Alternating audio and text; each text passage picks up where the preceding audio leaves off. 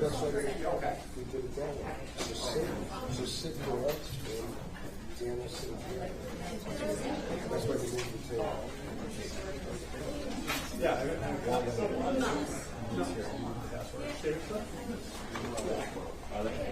let's do it.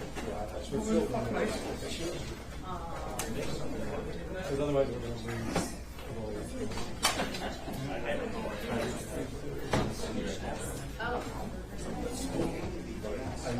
So sorry. No, we're good. So we're going now. Very true.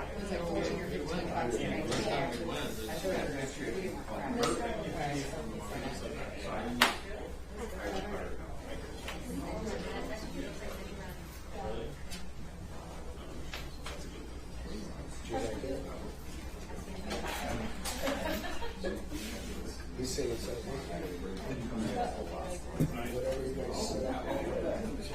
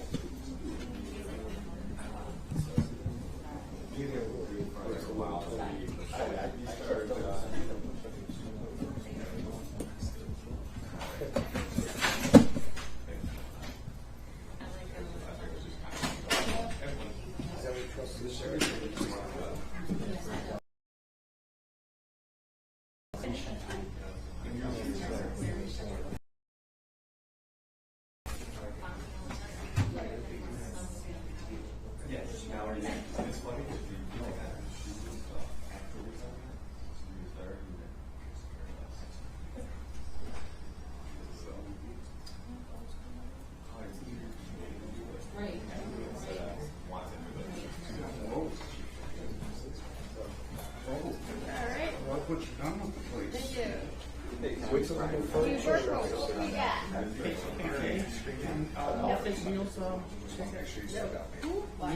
Okay.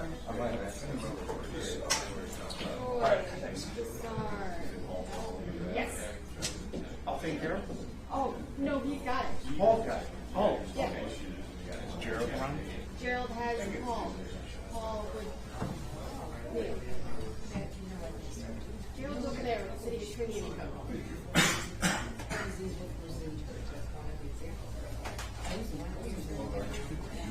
Yeah. Yeah. No, I didn't even. No, I tried flipping. It started coming out on the screen, but then I can't record, and then I can hear myself, so I tried that mic. Not working, so I went back to this one. No, and I interrupted Nate, IT Nate from Land Falls. Oh, no. All right, what do you need me to do? Nothing. I got, You good with shares? yeah. I got this person in the hallway. I know Who is Neil? Oh, okay. Because he's not even connected to audio. Susie's property manager in the convert,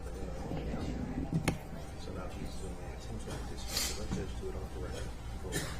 She can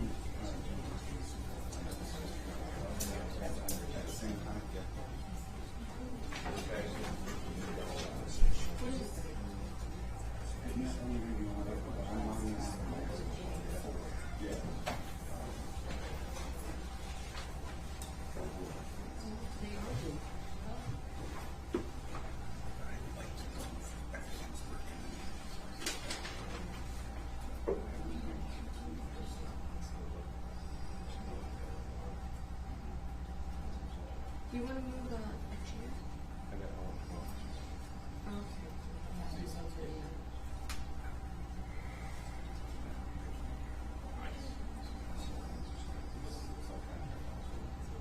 Alright, let's go ahead and do this. Yeah. Incarcerated. I mean, it's fine. There- Pretty much everybody is. I know. Incarceration status.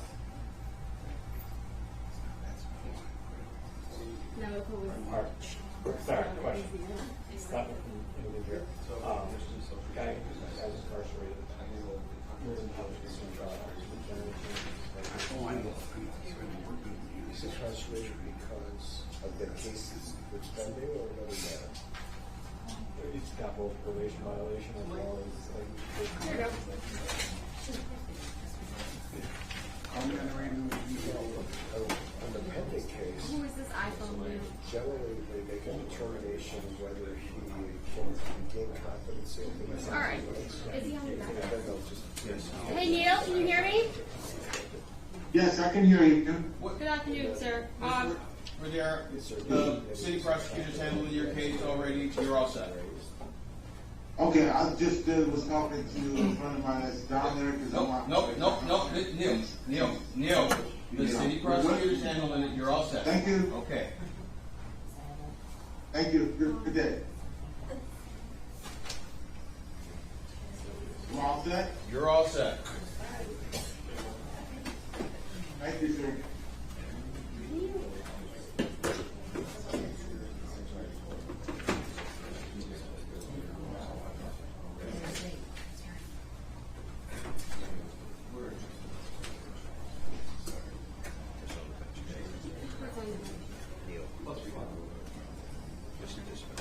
On the bench. On the bench.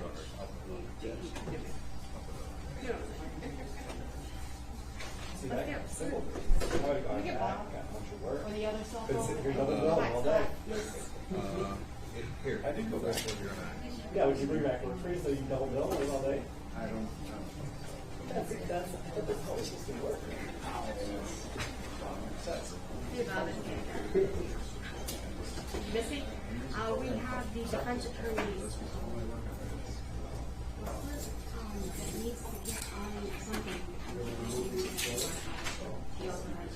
That's how they get down, right? That's how time goes down. It's a little bit different with the boozy kid in the car.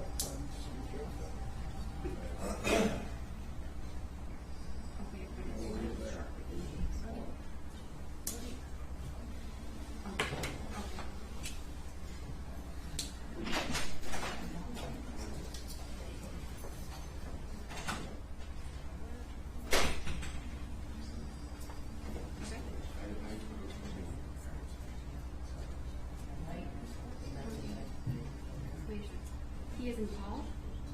A-R as in Robert. O-U-S-I-A. Got it. And your hotspot is called. Oh. Cool. Thank you. Yeah. What was on there? Oh, there it is, right there. Hotspot. Okay. Well, it's on Robert's phone. You take this to her and get it back to you?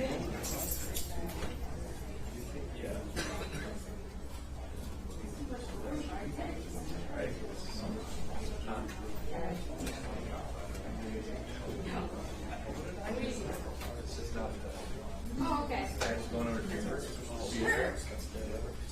Really make sure that you can't miss it.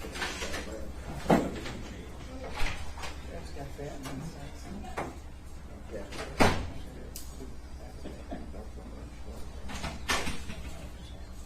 I'm not going to even ask you that.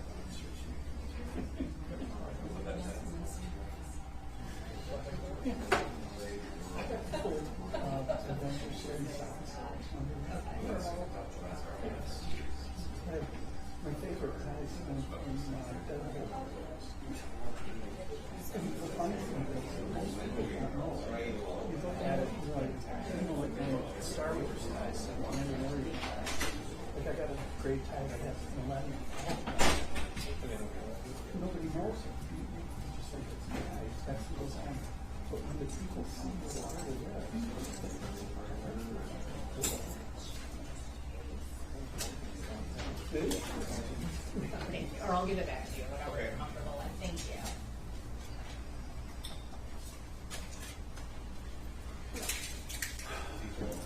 FDA%? I'll be Yeah. there. You gonna take it? Yeah, so we're done with the PM done? Yep. Okay. Other than, Yeah, but when we walk. other than actually doing it. Hmm. Hasn't been done. What do you mean? We did, the officer dismissed. I understand that. What do you mean in that done yet? It's one verdict. So, Who is what? this one is here. Okay. She's in here. Put it on These your end. guys- And those two These walk are, in? yep, those are all NYDC. Those are all FTA.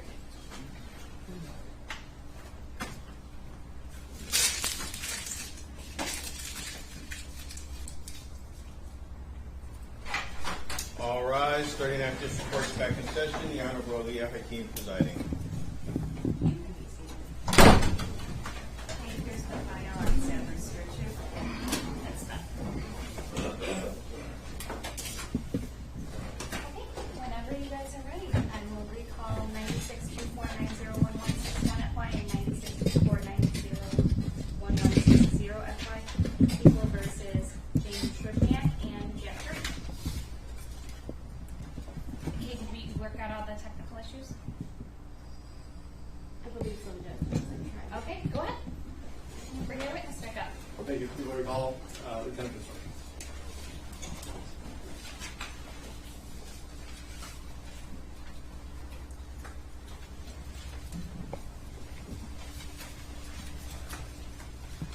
All right, we're still under oath. People just start stating for the record and then go ahead. Sure. Jason Bister.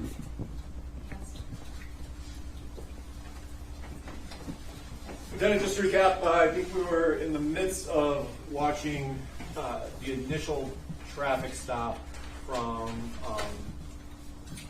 Officer Sribniak's in-car camera. Is that your recollection? It is. All right.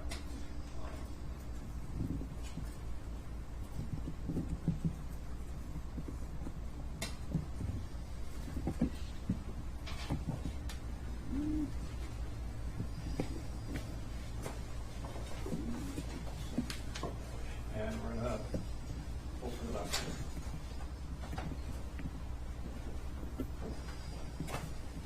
This is still three. This is still three.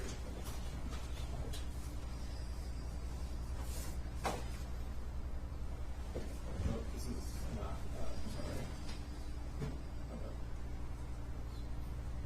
It looks like chest cam. Yeah, that's not right. It's different.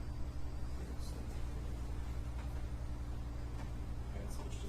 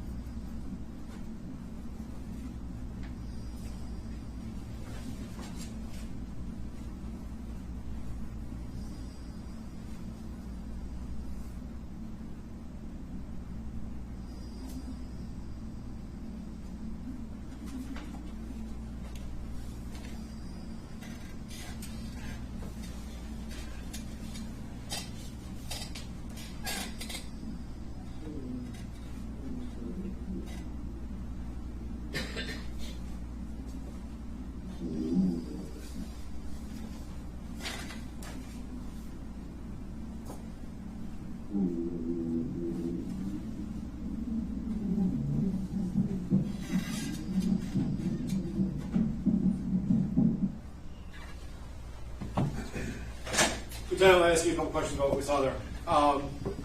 First of all, are you able to identify if Officer Sribniak is in the video? Yes. Do you know which officer he was in that? I believe he was the officer that approached the driver's side of the vehicle. Okay. And in that, it appeared that a couple of officers drew weapons. Could you tell, number one, if they were firearms or tasers? They appeared to be firearms. Okay. And those are the two officers on the driver's side of the vehicle? Correct. All right. In addition, there was an item, it appeared to be thrown under the vehicle itself. Do you know what that was? I don't recall. It appeared like maybe a fourth officer approached the vehicle and threw something under the tires. Oh, I apologize. Yes, I know what you're talking about. Yes, those are our tire deflation. Okay, what are those? I'm sorry? We call them stop sticks. Okay, what's the purpose of those? To deflate tires. Okay, and so when the vehicle drove away, clearly went over the stop sticks. Yes, the appeared as one wheel went over it. Okay, and what would happen at that point, or what should happen at that point? It should be a slow deflation of the tires. Okay, and are you aware is that what occurred? Yes. At this point, a pursuit ensues. Correct. All right, do you know approximately how far or how long that pursuit was? Several miles. Okay. Several minutes. Okay. In that pursuit, was there traffic violations? By the driver of... By the driver of the blue vehicle there, Mr. Young? Correct. Okay. What do you know, like, basically, traffic violations occurred? Was he speeding? Did he blow red lights? Stop signs? What, across the median? Do you know exactly where some of the violations that occurred? Yes. Reckless driving. He was exceeding the speed limit. He was running red lights. He was fleeing and eluding from the police with lights and sirens. And much of that is captured on in-car cameras from the vehicles that are tailing him. Is that accurate? That is correct. All right. To maximize our time here, I'm not going to play those because the court desires to see them. But at some point, the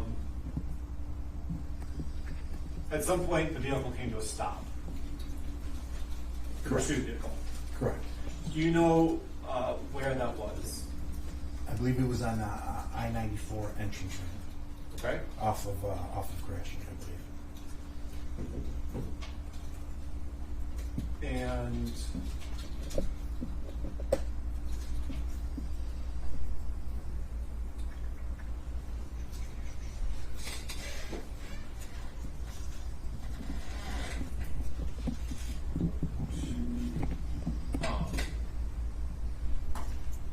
at that point, officers were exited their vehicles. Correct. To pursue the suspect. Correct. All right. Was one of those officers Officer Sribniak? Yes. All right. I'm going to show you. Well, first of all, I'm going to move to the admission of people proposed Exhibit 3, which is the in-car video of Officer James Sribniak. Your Honor, just by way of sanity, I think 3 was wasn't that already admitted? I don't think I ever moved for it. No, I don't have it admitted yet. Okay. I still have it proposed. So, then I apologize. No objection. Can I have water here? Sure. Lieutenant, I've been through your report pretty carefully, and I note that your report, frankly, flat out denies that Sribniak's in-car video was available. So what are we talking about here? I'm not sure what you're referring to. Well, let me find it here real quick, because it'll probably just take a second. But as I've gone through all of the video that are contained in your report, the ones that you reviewed as part and parcel with respect to your investigation,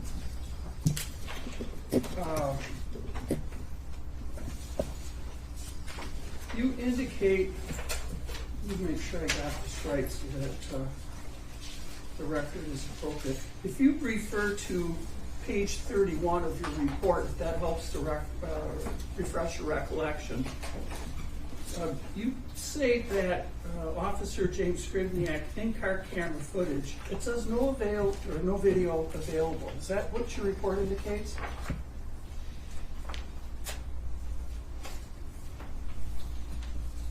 It does. I'm sorry? It does. Okay, so what are we looking at then? If your report indicates that there is no video and yet you're opining to this court that what we're looking at is in fact the in-car video, is that inaccurate in the report or is it inaccurate in the video? It's inaccurate in the report. Okay.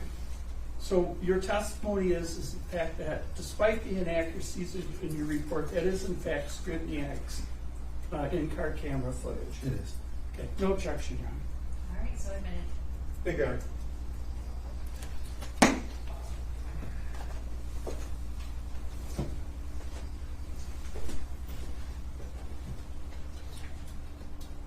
Lieutenant, moving forward, I'm going to show you what's going to be labeled People's Proposed Exhibit Number 4.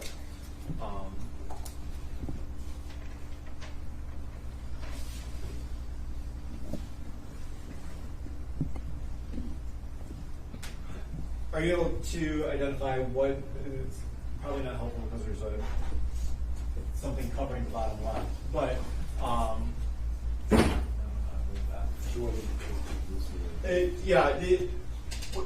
any reason to dispute that this is the body camera footage of Officer James Sribniak? I would believe you're correct. Okay. I can't read the bottom corner of it. It would state the name that's being covered right now. Yes, it would be. All right, thank you.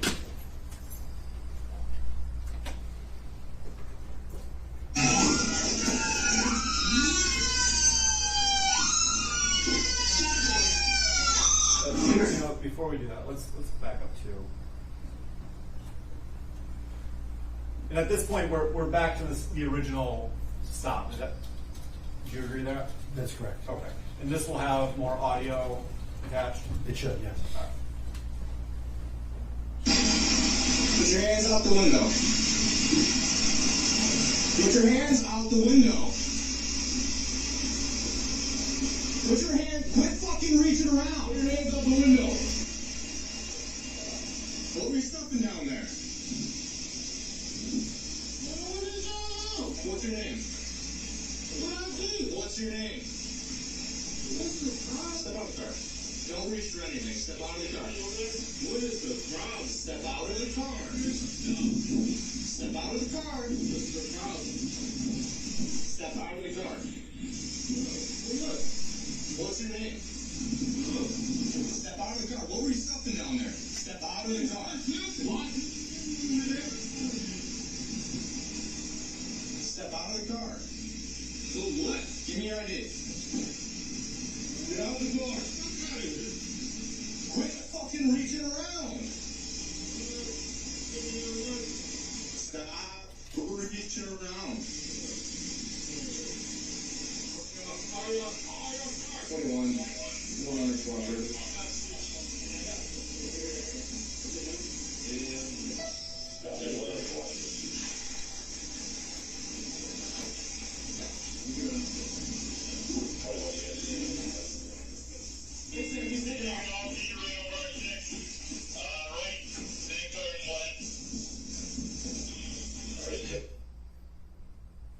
Now, from the combined videos that we see there, those are same point in time, correct?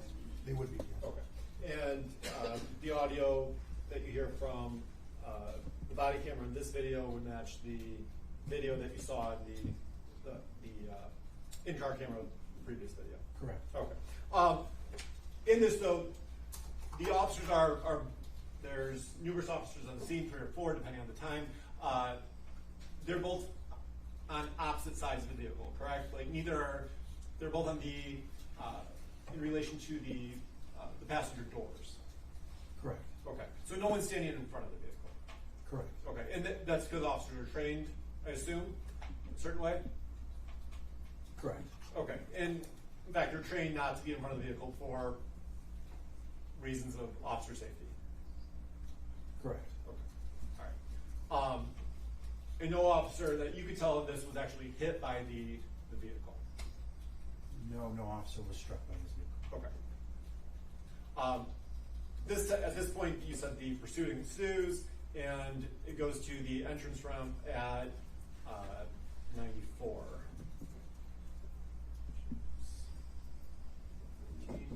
Moving the video ahead to the 12-minute, 15-second mark.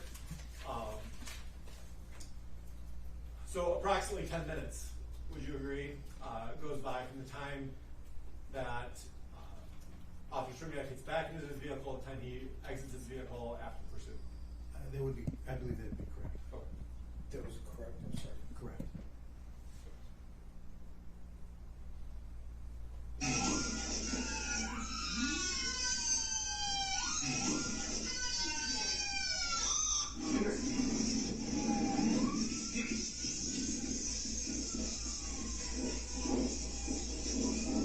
Don't come through! Watch! Watch! I'm watching! Watch! What are you doing? Oh my God! You oh man! Oh, that's ridiculous! Oh, thank you!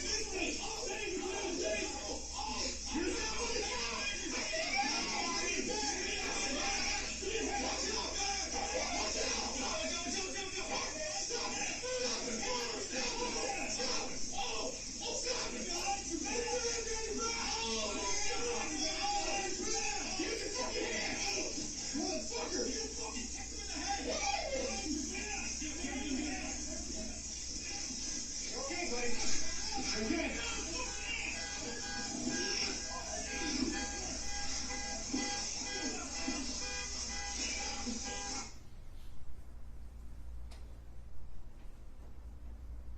Yeah, Amelia approach.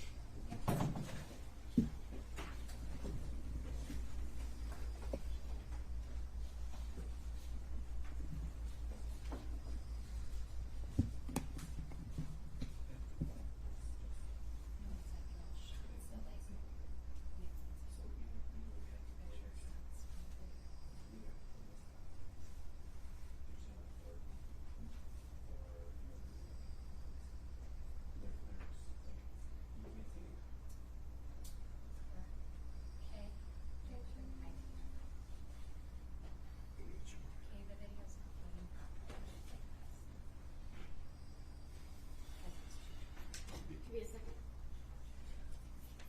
Recording in progress.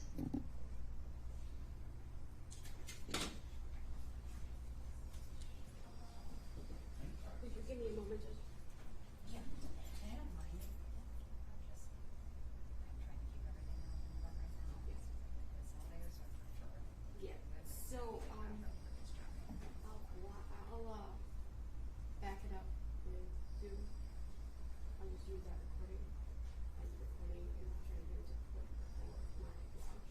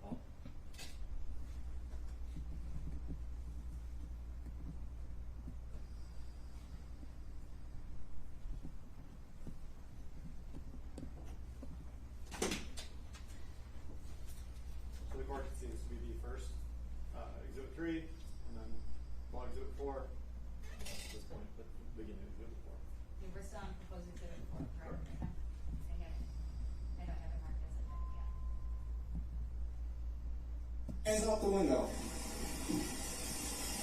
Get your hands out the window. Put your hand, quit fucking reaching around. Put your hands out the window. What were you stuffing down there? What's your name? What's your name? Step out of the car. Don't reach for anything. Step out of the car. What is the problem? Step out of the car. Step out of the car. What's the problem? Step out of the car. What? What's your name? Step out of the car. What were you stuffing down there? Step out of the car. What? Step out of the car. Well, what? Give me your ID. Get out of the car. Get out of here. Quit fucking reaching around. Stop reaching around. 21. You want to cooperate.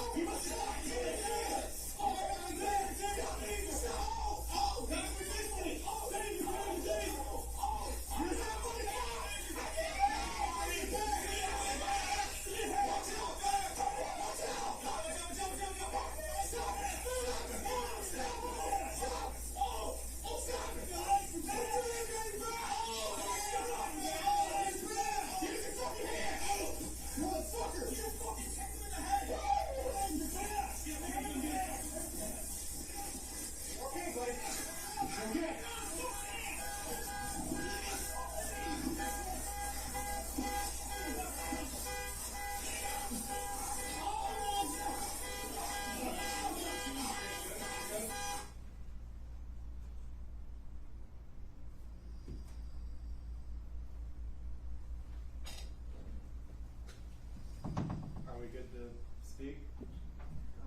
Yeah.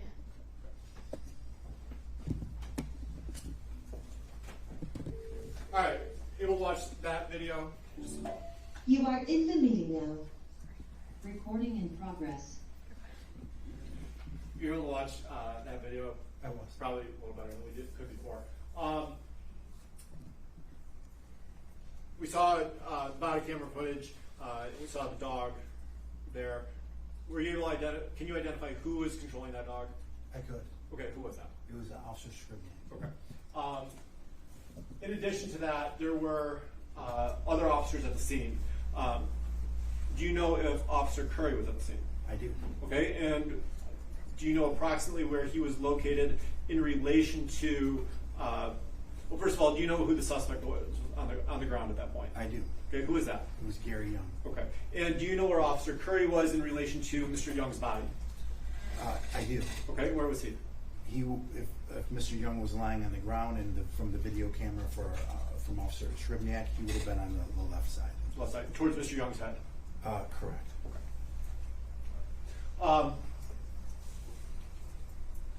This is one of the videos you reviewed. It is. And you reviewed this for any type of policy violation or other things that may have occurred in relation to the entire incident, correct? Correct. Okay.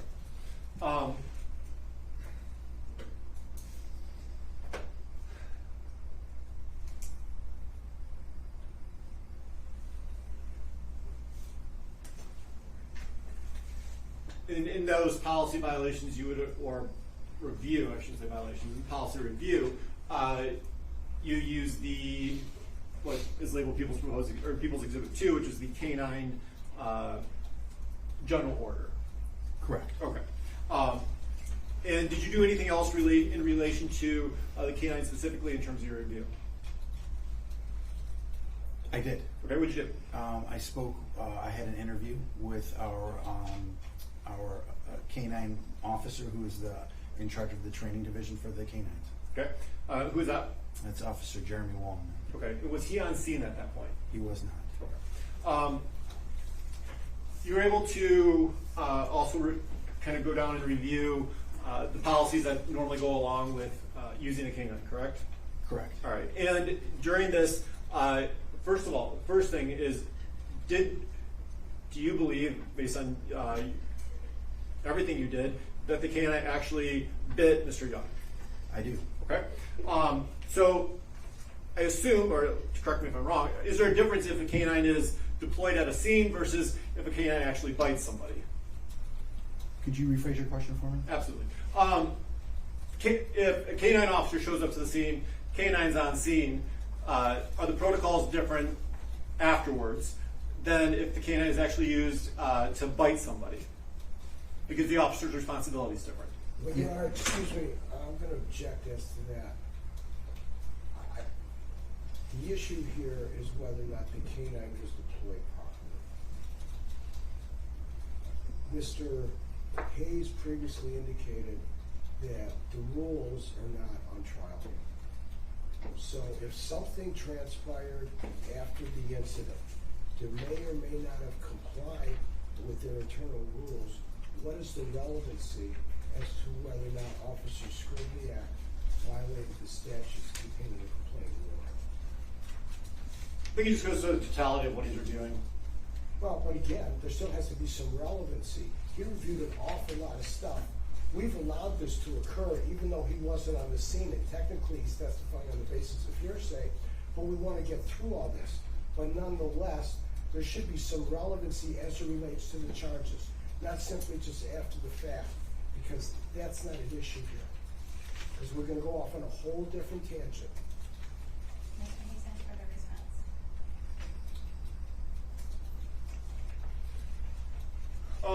Your Honor, for now, I'm going to not pursue that line of questioning.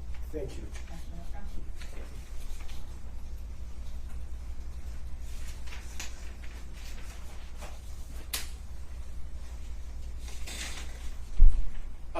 In the canine protocol that you review, there's different types of uses for dogs, whether it be bombs, tracking, or actual crowd control or bite procedure. Would you agree with that? Yes. Okay. So there is a procedure that officers are supposed to follow when deploying a dog to actually bite. Yes. Okay. And that's what you were speaking to Officer Wallman about in terms of the procedures that are used and the training that is encompassed in those procedures? Correct. Okay.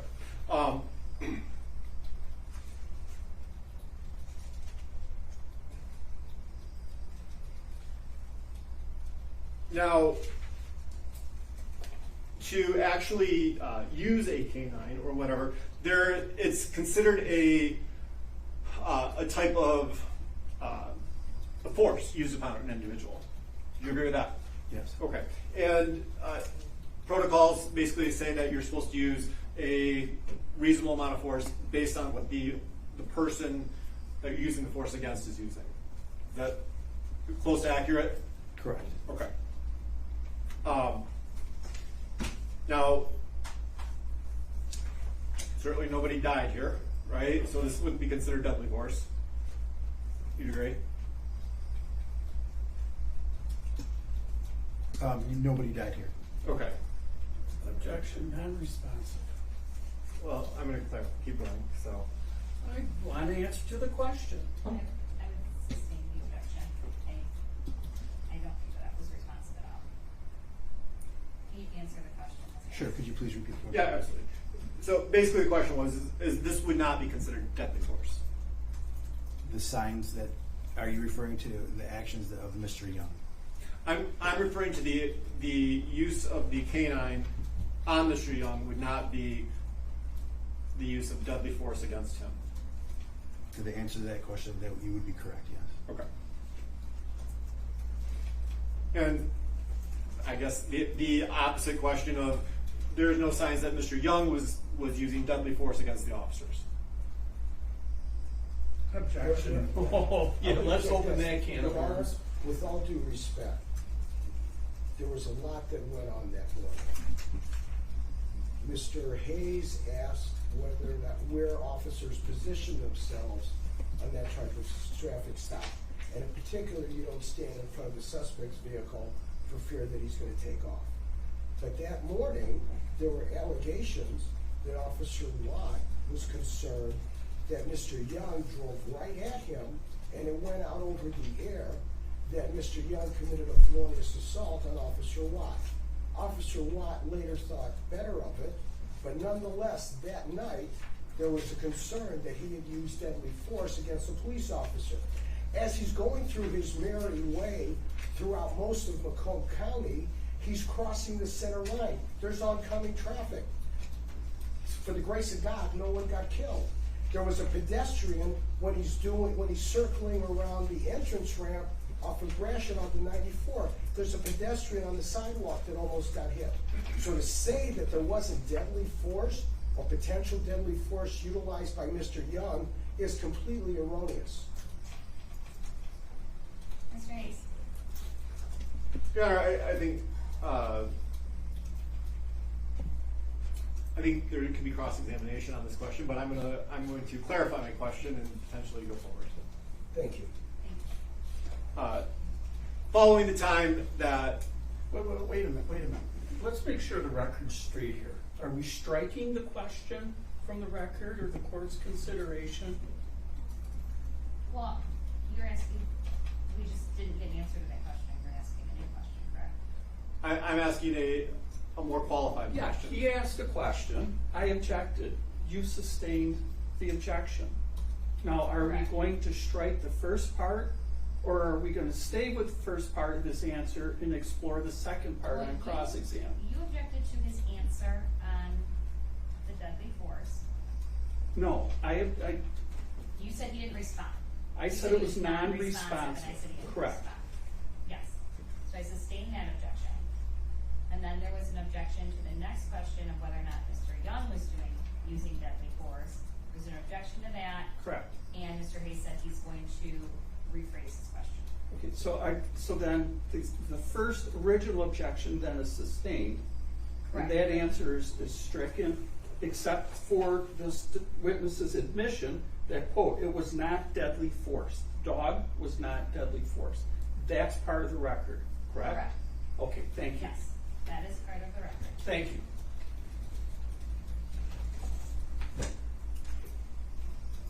My follow-up question to that is, after Mr. Young exited his vehicle, to the time he was placed in handcuffs, did you notice anything that you would construe as deadly force being used by Mr. Young during that limited period of time? I did not. Okay, thank you.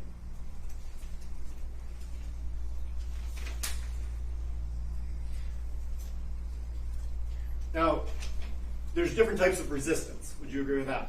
I would. Okay. And can you tell us the different types of resistance?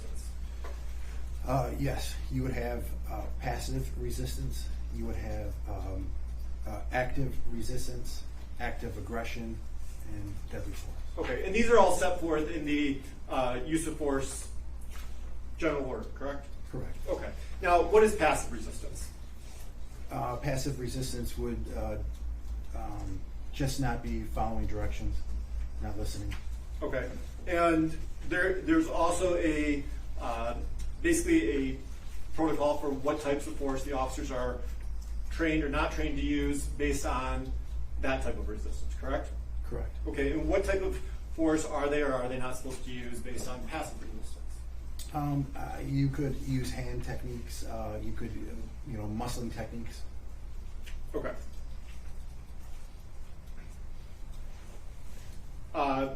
You said active resistance is another type of resistance. Correct. Okay, and what is active resistance? Active resistance would be pulling away, actively trying to get away.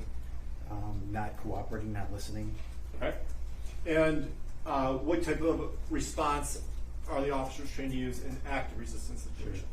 There would be quite a few. You could use your taser. You could use strikes, takedowns, impact weapons. Okay. What about a canine? Yes, correct. Okay. You could use a canine, yes. And what about active? You said active aggression? Correct. Okay. And what is active aggression? Active aggression would be fighting back in a point where you're going to be assaulting the officer. You're actively aggressive towards him in your attempts. And type of response the officers are trained to use in that? It would fall along the same lines as the active aggression. I'm sorry, active resistance. Okay. Which would include the use of a canine? It would. Okay. Or a taser? It would, yes.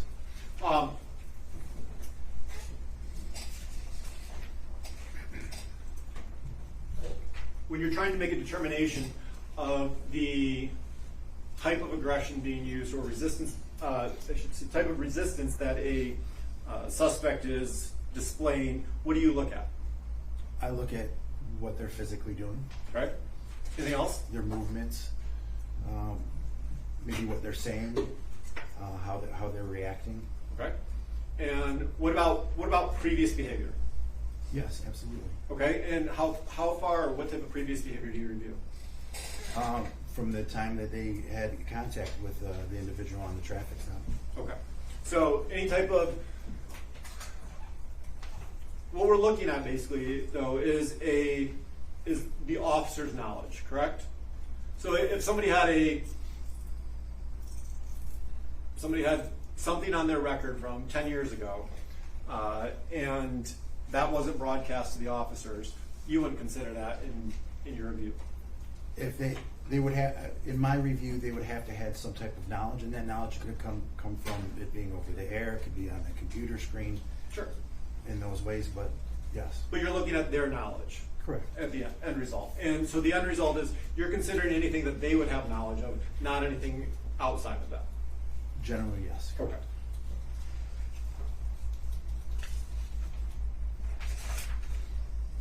And given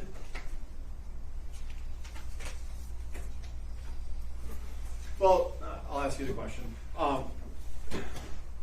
When you reviewed the actions of Mr. Young from the time he exited his vehicle to the time he was handcuffed, were you able to determine or decipher what type of resistance he was displaying? Yes. Okay, and what did you believe he was displaying? Objection, it's irrelevant. Graham versus O'Connor clearly says we are to look at this from the perspective of the officers on the scene, and it contains language around it that says, in the hindsight or in the comforts of the judicial chambers, we're not supposed to go there. That's a quote from Connor. And this officer knows it because part of his report does a rather nice 1.5-page dissertation on the Connor factors. His opinion is irrelevant. Your Honor, once again, I'd like to reiterate my objection. This is exactly the point. What the prosecutor is trying to do here is get into the deliberative privilege of what Lieutenant Bisdorf is trying to do to determine and decipher policy changes, policy violations, whatever. Any of that is deliberative. It wasn't there. It's not part of this case. It shouldn't be. That's why we've objected to deliberative privilege from the get-go. It really shouldn't, this line of questioning shouldn't even be allowed for Mr. Bisdorf, and we're reiterating that objection. Mr. Weiss?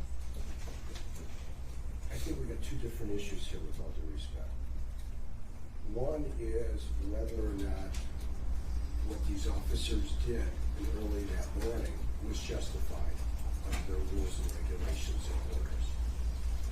Secondly is Mr. Kashubsky's concern that this lieutenant may say something that he determines to be within this deliberative process privilege. As the court previously found, that privilege, if it exists in criminal litigation, is only a qualified privilege. MCR 6.201(c) indicates that when there is a qualified privilege, the court is to review the matter in chambers, in camera, and then decide whether or not the city or the proponent of the privilege is overcome their requirement. And the court previously ruled that they had not, in order that the matters be disclosed. There has been no order from the circuit judge countermanding that, staying it, or affecting it in any manner, shape, or form. Secondly, what Mr. Hayes is trying to ask is, from the vantage point of hours, weeks, days, months later, how does this lieutenant feel about what these officers did in the heat of combat? That's one thing. Mr. Koszewski indicates, well, you know, there's this privilege, but again, we have a right, we have a Sixth Amendment constitutional right to defend our clients. We have a Sixth Amendment right to present a defense. And this is a critical stage of the proceedings. And he is not, meaning Mr. Koszewski, has not demonstrated why that privilege, if it exists in criminal litigation, has not been overcome. So I think, with all due respect, that indication is spurious. I do have concern, though, regardless of how Your Honor rules on my privilege issue, is whether or not this individual should be able to give opinions. Part of my cross-examination, if the court wants to broach it now, is Mr. Hayes has spent the better part of his examination of Lieutenant Bisdorf asking about matters that he simply viewed, heard of, or reviewed. Mr. Garrett and I let it go, even though there isn't first-hand knowledge, because we'd like this to come to some fruition. But I do think, in terms of orders and rules of the department, he is qualified to give opinion. But in terms of the ultimate opinion, I'm not going to dispute Mr. Garrett. And I will indicate for the record that in his report there are opinions. And I don't view them as deliberative process. This man, on the basis of 26 years of experience, 2 years as the head of internal affairs, is tasked with the assignment of determining whether there were any rules or regulations that were violated by the officers involved. And there were 10 or 12 officers there that night, or that morning. And there are a whole host of opinions. I think some of that is germane here. But in terms of whether or not the particular type of force was appropriate, I think it's for these officers. And I'm not sure, and maybe he can Mr. Hayes can lay a better foundation as to how he gets in the minds of Officers Sribniak and Currie as to what they were doing at 3 o'clock in the morning after just going through 10 minutes of hell with Mr. Young. And I intend to, if the court allows me, to introduce some video that puts meat on the bones between the incident at the parking lot of the apartment complex and ending up on the berm at 94. A whole lot went on. That, as Lieutenant indicated, they're entitled, if they know, from moment of contact to the moment of force. Sribniak was there from the beginning. So all of that becomes relevant, and I probably went on way too long. But in any event, I think there's a lack of foundation as it relates to the lieutenant answering that particular question. And again, I've indicated I have issues with Mr. Koszewski. I actually like. I don't think I actually like. I said Judge. I actually like Mr. White. Would you take judicial notice of that, Your Honor? He takes judicial notice. I like Mr. White. I will let you go next to Mr. Hayes. I'm going to let you respond. Just as a quick rebuttal. The deliberative process aspect of this is important because, yes, it's qualified privilege. The qualified privilege is never trumped by irrelevant information. If everybody here agrees that the policies are irrelevant for the determination of whether or not probable cause exists to move this up, because a policy violation can't be the basis for a legal determination that there's probable cause. Mr. Garen's argued that. Mr. Weiss argued that. Prosecutors agreed to that. They all have the ability to ask Mr. Bisdorf today, based on what you're seeing today, in your opinion, what do you think? They can do that. But with respect to what he did in his position as an SID investigator for the purpose of what we're doing, that's off limits. It's privileged information. They have not shown any basis why they can't ask that question today to Mr. Pistor. They haven't shown any basis why they can't bring in Officer Wallerman to testify as to what he thinks as a dog trainer. All that's fair game. It's not my report. And that's not my investigation. That's privileged information I have to protect. That's what the city's doing here. But I guess, no, can I just clarify that though? So are you objecting to the question because he is asking him today? He hasn't admitted the report. Correct. But the problem is where the objection has come in is when they're saying, when you looked at this and you're doing your investigation and in your report you said, that's the problem. If you said, hey, based on what you're seeing today and your experience as an officer, what do you think? Hey, that's a question that's fair game. No, it's not. The only time, oh no, I think we have many different objections. It's fair game for I don't purposes think of my that's your privilege. objection. I think, yes, I think purposes of my that we privilege. have very different issues and arguments. Each person has a different issue and argument. I get what your objection is. Your objection is different. Mine's You just are for not privilege. objecting to the question as you view this right now. As What long as is it's your not- opinion right now? The only time I've heard the report reference so far is Mr. Buren, you made a clarification, I believe, as to whose video it was. Correct. That's the only time I've heard the report referenced of. In your report, it was indicated that it was, you did not review a video by Officer Sribniak, and this was a video by Officer Sribniak. That, to be clear though, I want to make sure, because I think And, you know I didn't object to is that. that the only time we've talked about the report? And I didn't object to that because it's factual. Yes, okay. Just want to make sure we haven't gone anywhere else in the report. So your objection is not to him answering the question about what he observes and what his opinion right now in the moment is. For purposes of this, you're right, Grant. That's Okay. Your objection is to him answering that question right now as a hindsight is 20/20 issue. You can look back, but it's a lot different when you're assessing a situation in the moment and you feel it's inappropriate to have him make an opinion now on information that, as he was not an officer that was there, was not in the moment assessing. Is that correct? It's more than that, Your Honor. It's a complete violation of the Connor case. I mean, it specifically says, and I'll quote it. Instead, the calculus of reasonableness must embody allowance for the fact that the officers are forced to make split-second judgments in circumstances that are tense, uncertain, rapidly evolving, all about the amount of force that's necessary in a particular situation. And I asked this witness, part of his report, again, is a nice page-and-a-half dissertation of what Graham versus Connor says, so he knows. And it says that very specifically, it is to be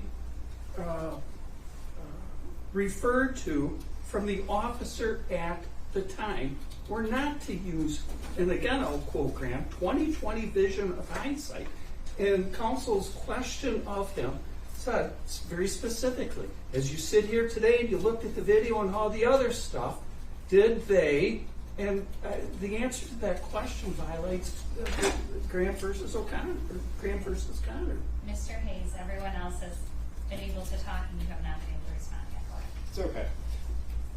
I'm aware of all of those cases, which is why and correct me if I'm wrong, but my question was specifically to Mr. Young's actions and how he would classify the resistance, not as to what any of the officers did.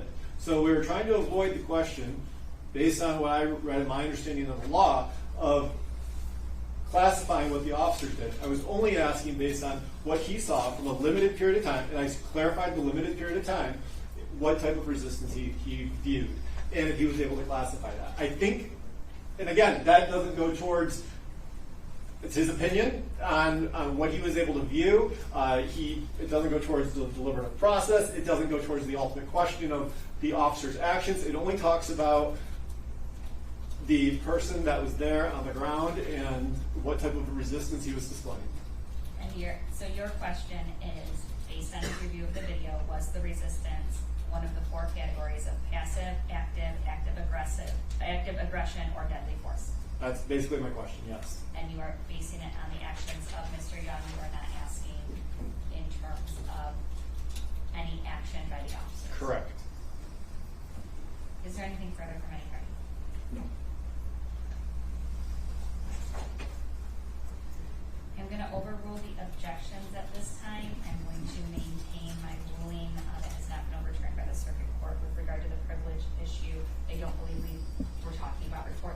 now, so I don't think it's pertinent at this time. You're gonna take one brief second to get Lieutenant Beamer out of here. 257610 FY People versus Jason Thomas. Do you swear to tell the truth, the whole truth, and nothing but the truth, so help you God? I do, Your Honor. During an investigation earlier this morning of the abandoned vehicle, Officer Kurzwara was impounding the vehicle, found a quantity of suspected methamphetamine in the vehicle. He contacted nearby with Mr. Thomas, who approached. It was his vehicle. He was the driver of the vehicle. He was arrested for the possession of methamphetamine. All right, you say your testimony. I'll have to act the warrant with regard to bond. This is in custody, correct? We'll arrange it tomorrow. Yep. Do you have anything with regard to bond? I believe he's waiting for sentencing on a couple other possession cases in circuit court. Okay. All right, have a good day. Thank you. Thank you. All right, we're gonna resume questioning. We're gonna hold these. Thank you. You're welcome. Lieutenant, back to the original question. Were you able to determine what type of resistance Mr. Young was displaying from the time he exited his vehicle to the time he was handcuffed? Yes. Okay, what type of resistance? Did you believe it was? Active aggression. Thank you. And why did you believe that? He struck Officer Sribniak with his foot. Okay. Anything else?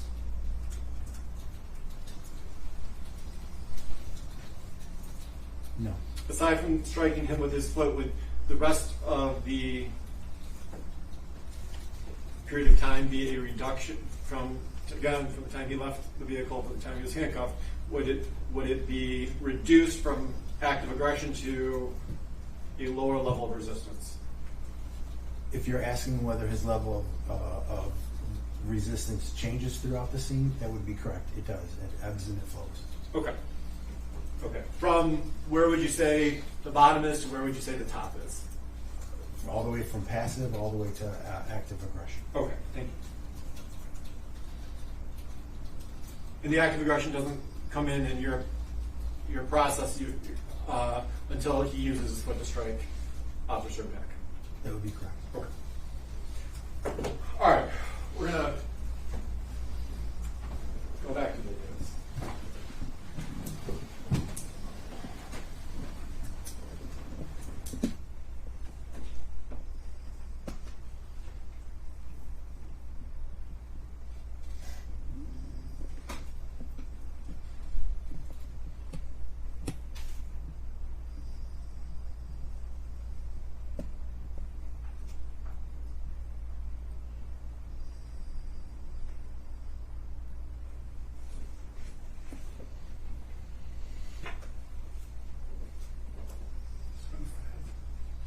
Yeah, I should do that. Your Honor, after all that, people would move for the admission of People's Proposed Exhibit 4, which is Officer Sribniak's body camera video. Any objection? No. No, Your Honor. All right, so admitted. Thank you, Your Honor. Your Honor, going to show it's going to be labeled as People's Proposed Exhibit 5. This for edification of the attorneys here. This would be Officer Page's body camera video that will be confirmed by, hopefully, Lieutenant Bisdorf here in a moment. This would be starting at the 10-minute and 55-second mark of the video, following Officer Page getting out of his vehicle at the stop already, or the end of the pursuit already being. May I ask for an offer of proof as to this? Because as Mr. Garrett has indicated, it is from the vantage point of what the individual officer sees and what he or she knows.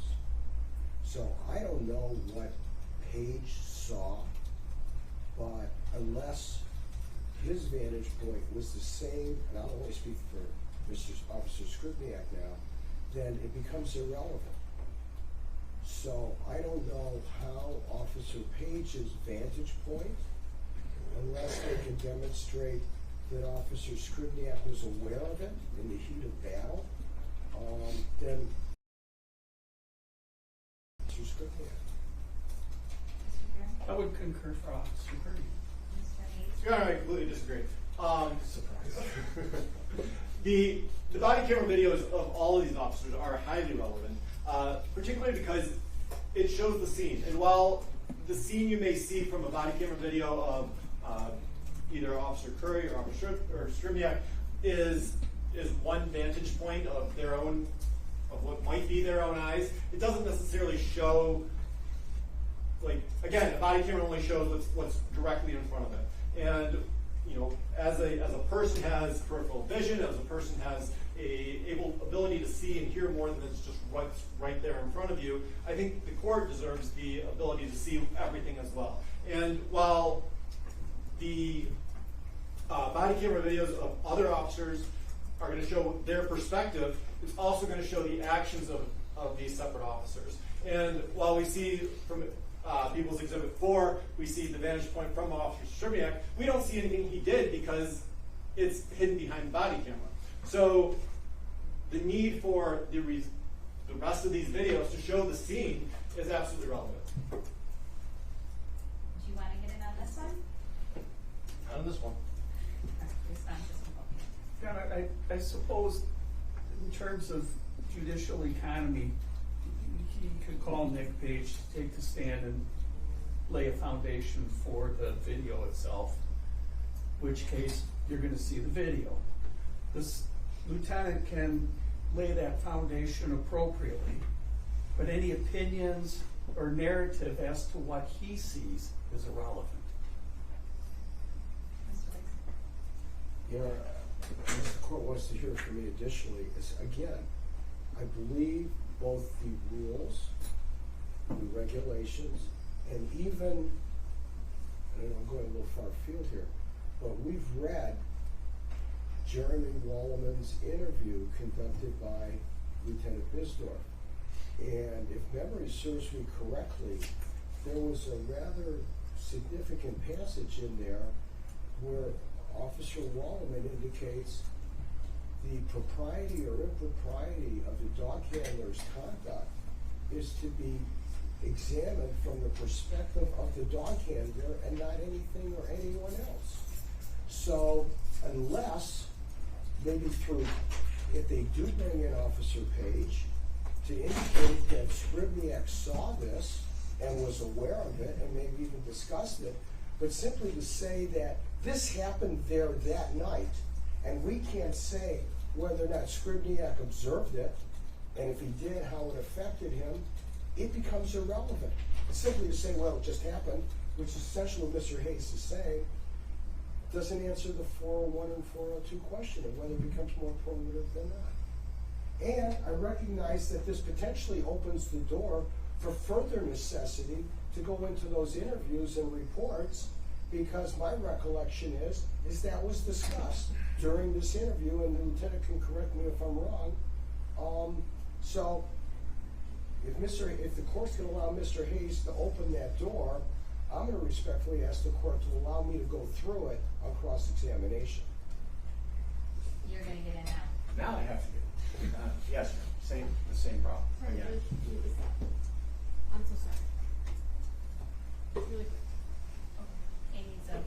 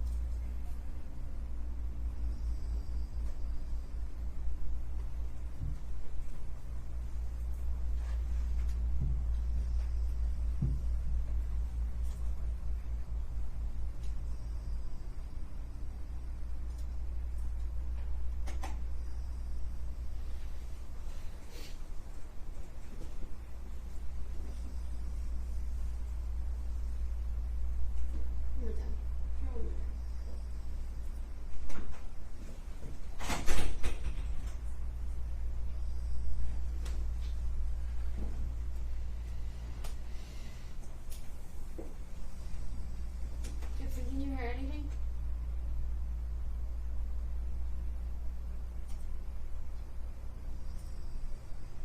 Okay, while you do that, I'm gonna give everyone a 5-minute break then. Thank you.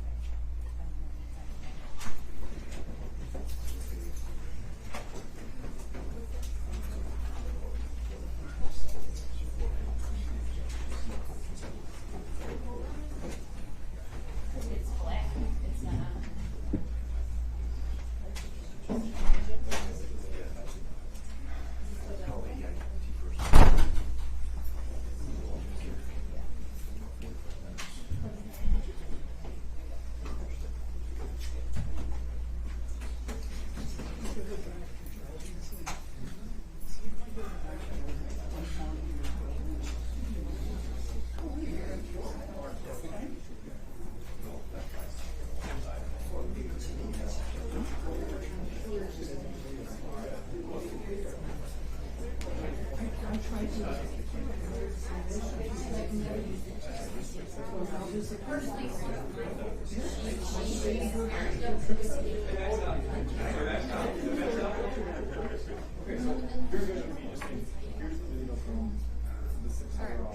Try that. Go in the room and see. That's all I want to do. He just can't.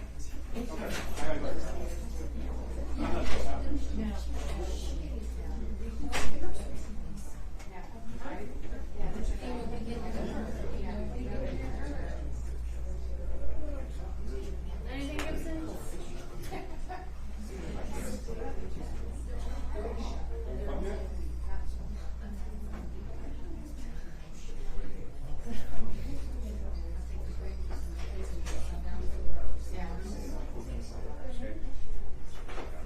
Nope. What now? It's not gonna work if no one is calling the policy. I just connect with the policy. I can't keep doing this. Oh, yeah. How about now? Yeah. Is that good?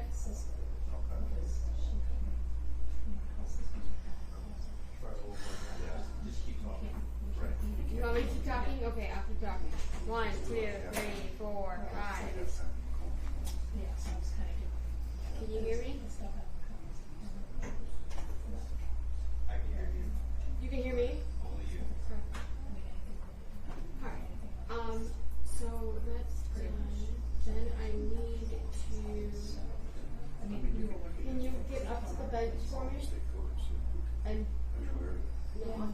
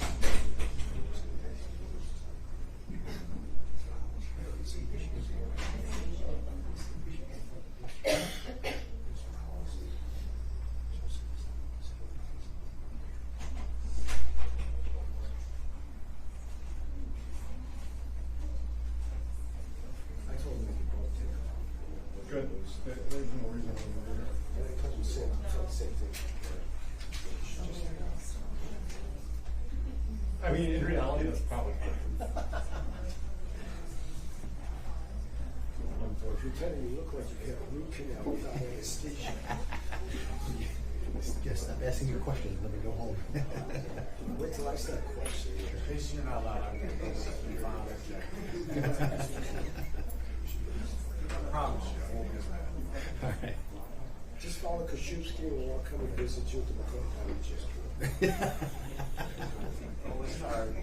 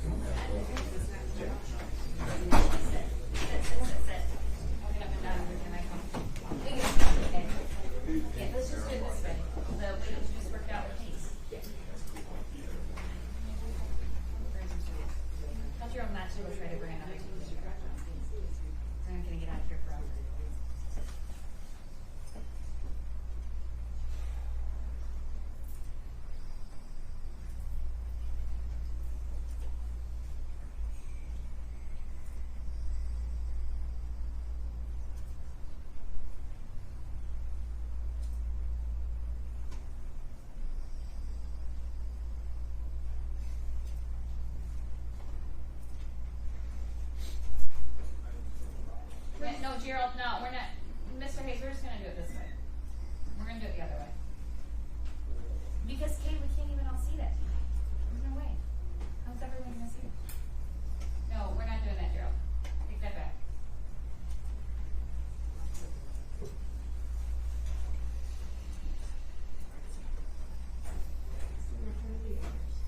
Yeah, he's already said that earlier. Every time you spin the video, they won't ask questions until after the video plays. Right, Mr. Hayes? Correct. Yeah.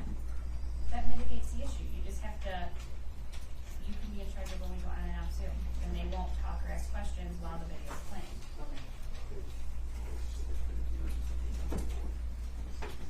Care about 4. I care about what's happening in here, and me and the attorneys can know what's happening. Everybody else, with all due respect, is here to watch, and that's wonderful, but it's me, the attorneys, and Kay that need to know what's happening.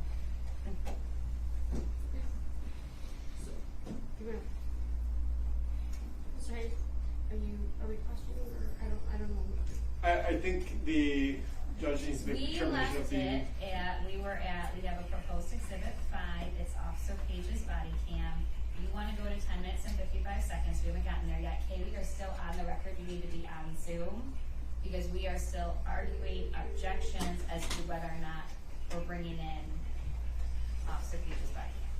Is that correct? That's what my notes say. We haven't actually voted on that yet. That's correct, Your Honor. And just so we're clear, I think we have a stipulation to foundation of the video. The relevancy is the point of issue. Is that correct? That's where I was too. I believe Yeah. Mr. Guerin was the one who I said. think we've both been Rather than bringing Page in. That's That right. the other way would be bringing Officer Page in, and that you guys, I think you're gonna be the argument. It is more efficient to just do this right now. You know, my We wife had a would say, visitor. wow, you were right for once. Give you that one today. If it'll move things along, it's my understanding. Our other option is to just bring Officer Page in. Your Honor, if I understand what Mr. Hayes is saying, he wants to present it just to show what went on.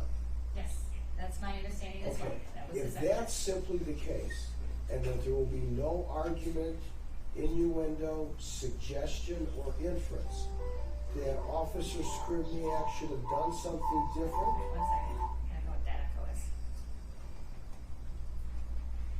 Are you okay recording, okay?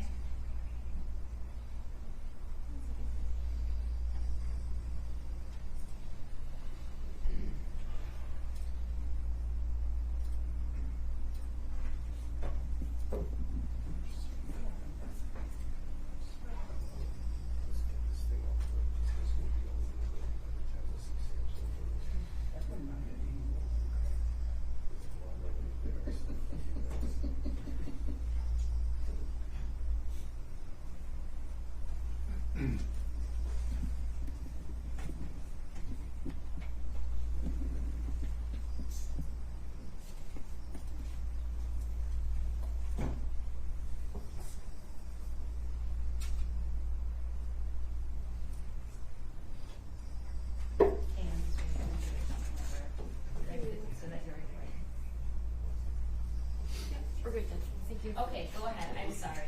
Your Just Honor, want to make sure we're recording. if I understand Mr. Hayes, and I don't mean to put words in his mouth, if I understand what he is arguing to the court is, he simply wants to introduce proposed Exhibit 5 just to show what went on the berm on I-94 entrance ramp somewhere around 13 or 12 mile. That's fine. My objection would be, and hopefully he would agree, that there would be no argument, inference, suggestion, or innuendo that Officer Sribniak should have done something that he didn't do, or whatever he did, he shouldn't have done. Just leave it as simply very vanilla. This is what was there that night, and if that's the situation with that proviso, I have no objection. That was my understanding, Charlie, that you were That- looking to show a totality of the circumstances. Absolutely. I mean, I agree with that, other than the fact that, I mean, at some point at closing, I have to make an argument, and it's going to be an argument. Say yes, and let's play the video. Yeah. Come on. Yes. Yes. Thank you. Recording in progress. Okay. Your Honor, I'm going to play. You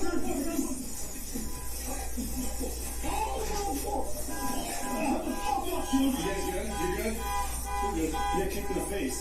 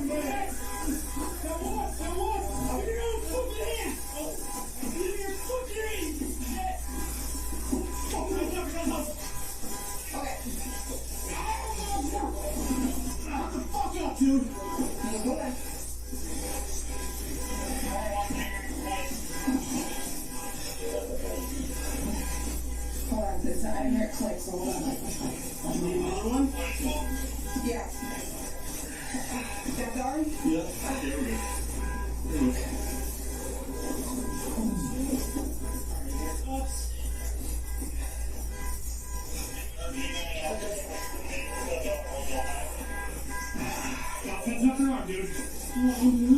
Yeah, you are. I'll fucking say on that.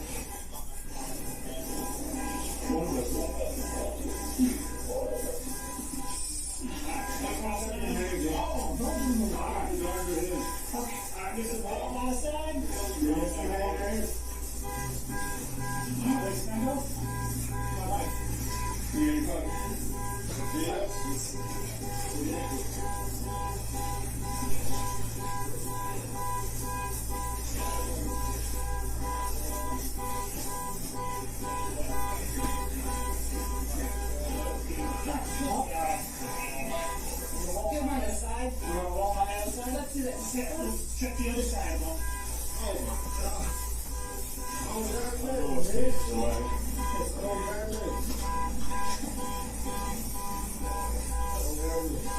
good. All right, put it on your side, and then. Oh, God, no. Okay, all right. Set it up for right now. Okay, I decided that. Bring this knee.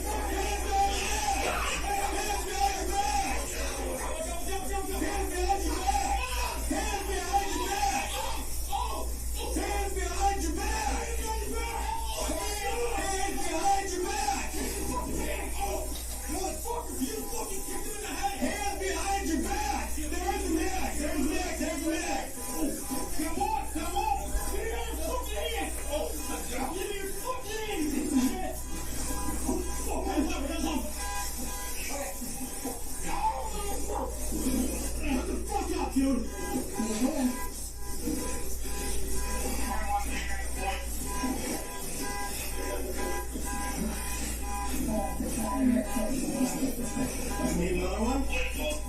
Yeah. Get down? Yeah.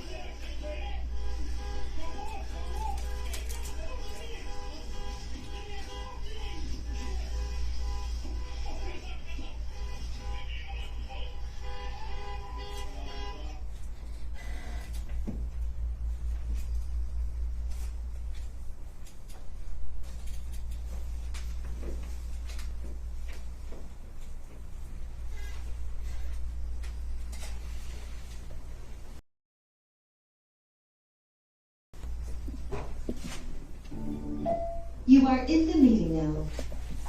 Have taser training. Let's see this.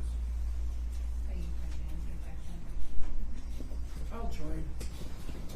But I know where he's going, so. Yeah, there are multiple tasers used that evening or morning, and I think the effects of those tasers and whether they know about the effects of those tasers and what the tasers may do is highly relevant to the case. But even assuming that Your Honor allowed that particular question to be answered,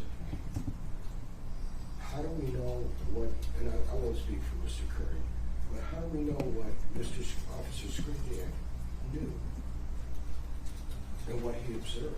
Again, are we going to be damned simply because something happened with no linkage that the defendant was aware of it? Well, we do have his body cam footage that has already been played and admitted at this time, where you can clearly hear on it the words taser, taser, taser. Absolutely, and you also see that it has absolutely no effect on Mr. Young. For whether or not they were trained, I mean, the footage is there.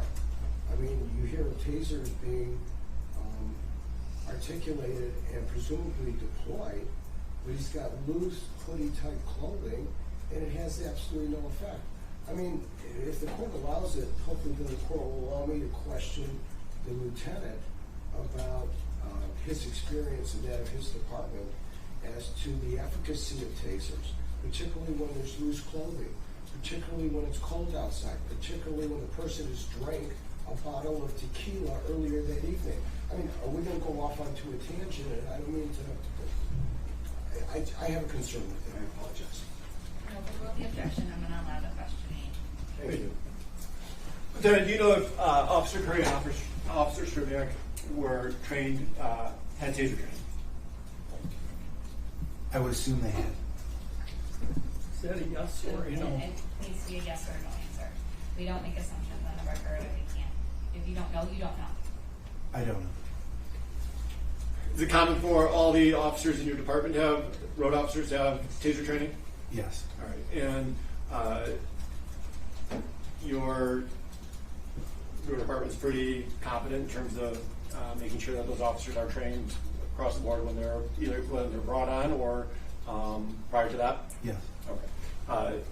So you feel safe to believe that when you hire an officer, either they have taser training or will be given some? Yes. Okay. How long, if you're aware, how long had Officer Currie been a police officer? With Sterling Heights? Sure. Or his total time? The question will be either and both. So, I believe it would be for several years, okay. Total time. Okay. Do you know how long was Sterling Heights? I couldn't say for certain. Okay. What about Officer Sribniak? Several years, but the actual amount of years I couldn't say for certain. Okay. In the videos, we hear taser, taser, taser. Did you do a review of whether tasers were used in this case? I did. Okay. And what were your findings? That they were used. Okay. And do you know which officers deployed their tasers? Yes. Okay. Which ones did?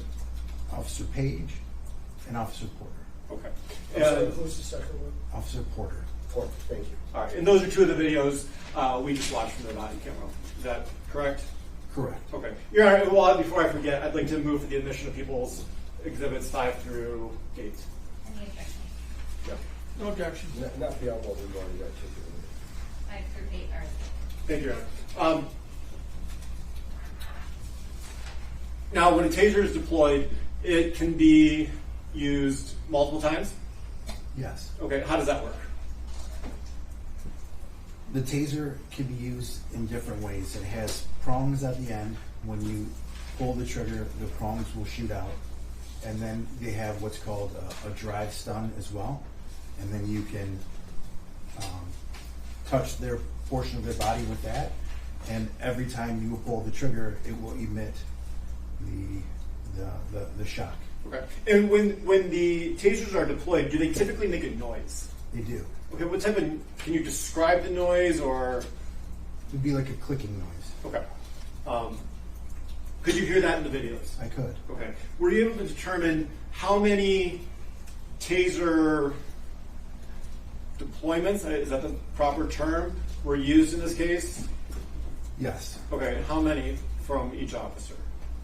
I don't recall specifically. I have to refresh my memory from a report. Okay. But if you need to, that's fine. If you have that? I believe so. And Your Honor, if I could inquire as to what page the lieutenant is taking a look at. Yes, of course. As soon as I find it, I'll Let's do that.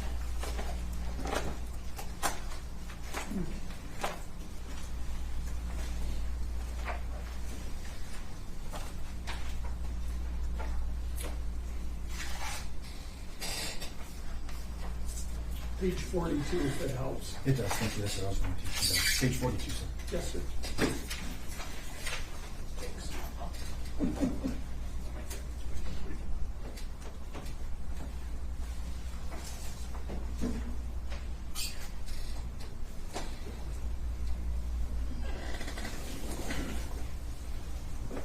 I'm ready to be. Go ahead. Officer Page had 2 cycles, and Officer Porter had 3 cycles. And are you aware if those cycles occurred prior to or after the deployment of the K-9? I believe it could be both. Okay. Could have happened before and after. Okay.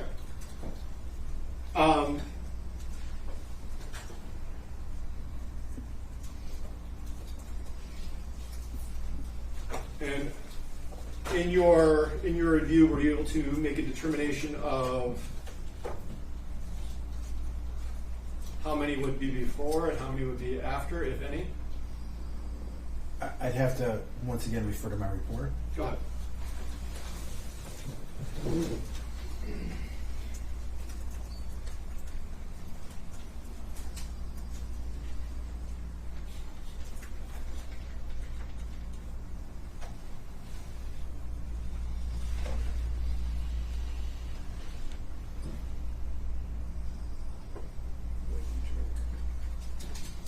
I have a correction I'd like to make. Go ahead. Reviewing. According to my report, after refreshing my memory, it appears that they used the tasers before the dog bite took place. All 5 cycles? Yes. Okay, thank you. What's the purpose of a taser? To assist in effecting an arrest. Okay. How does it work? Like, what's the method behind it? So it would deliver a type of shock that would neuromuscular tension. It would stop a person from ability to move if it's properly if it's being deployed and effective. Okay. So an effective taser, if the taser was effective and a person was given a command to stand up, they probably couldn't do it. To my understanding, that would be correct. Okay. And if they were given a command to put their hands behind their back, they probably couldn't do it. Correct. Okay. Now, taser's not always effective, right? Correct. Okay. So what are impediments of tasers? Placement Okay. could affect that. Whether clothing could affect that. An individual's age could affect it. Their muscle mass could affect it. Is there any clear, how do you know, I guess, or how could one tell definitively, or can you tell definitively if a taser is working? So there's another thing that happens when the taser is not cycling or being effective. It might give a different type of clicking noise. You might hear a different type of noise if it's not that everyone would pick that up, but that could be possibly. And the fact that if the individual is not tensing up his muscles, that could be a sign that it's not working. If he's still actively resisting or aggressive resistance, then it could be a sign that the tasers are not effective. Okay. When you talk about a different noise, did you notice that different noise in the videos you reviewed? I did not. Okay. Which would doesn't necessarily indicate it's working, but doesn't specifically say, well, it clearly didn't work. Correct. Okay. Okay. Now, once a taser is deployed, is there a protocol to wait in terms of how long until another use of force should be administered? Yes. Okay, and what is that? Well, it should be upon the review of the officer. Wait. I'm going to object, Your Honor. Let's clarify what type of use of force. Are you asking the question, once it's deployed, is there a period of time upon which a second taser deployment would be appropriate? We can start with that question. Let's start with that one. Is there a time between deployment of the original taser and a second taser that should be So is there a waiting period? I don't believe there's a specific time period, but it would be for review of the officer to see if it's working. Okay. And generally speaking, if you can answer, how long till you know if it's working? Does it happen instantly? Is it it takes a couple minutes to kick in? Like, It should happen instantly. okay. What about other force? Should other uses of force have a time period as well before to determine whether or not the taser has worked? No. Okay. So if an officer, during the deployment of a taser, there's generally speaking people shout out taser, right? Correct. Why is that? We shout taser to allow the other officers to know that a taser is being deployed, and it makes a noise that could be perceived possibly as gunfire. So we would want our officers to know that this is a taser, and that's why we say that 3 times very loudly. Okay. And if somebody else is making contact with that individual who's being tasered, are they at risk of feeling the tase as well? It's possible. Okay. So is there a safety protocol in place that the officers are supposed to back away from a person or to not be in contact with the person when a taser is deployed? It would be, yes. Okay. And if a taser is working, there's a period to determine whether or not that taser is working, correct? You would be able to know that, yes. Okay. If it was working. Right. And if it is working and a person was incapacitated, further use of force would probably not be appropriate. I would agree with that statement. Okay. Okay. So there is at least some degree of either a waiting period or at least a determination that has to be made by the officer as to whether or not the taser is being effective before applying additional force. I would agree with that. Okay.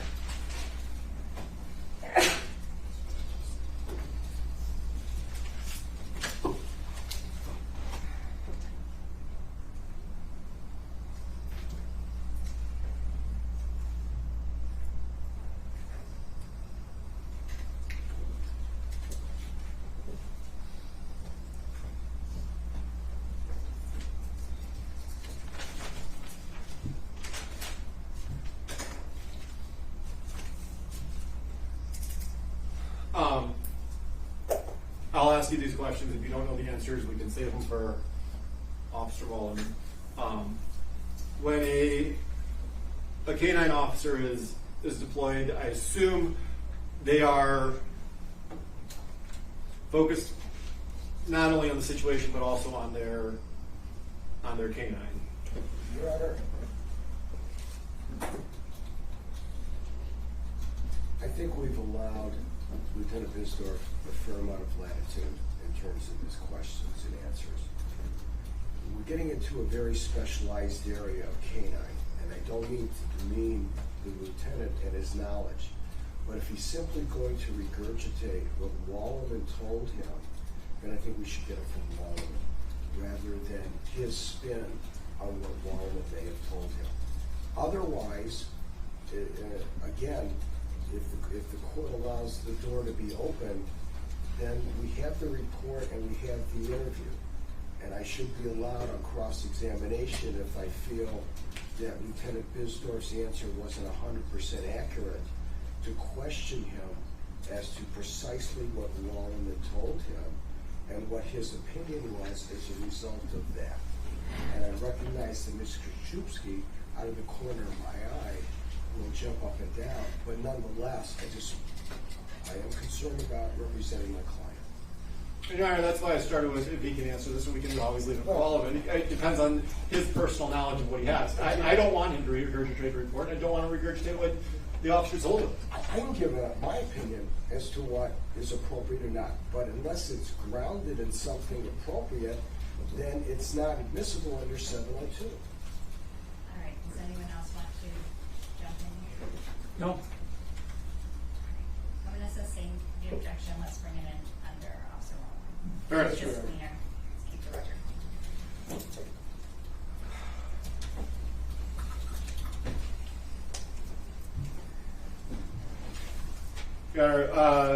This point, people will play what's going to be labeled People's Proposed Exhibit 9. Yes, Officer Cush.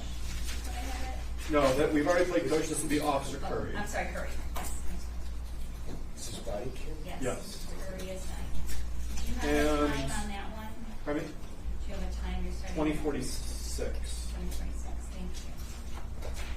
All right, Kay, we'll do the disconnection there.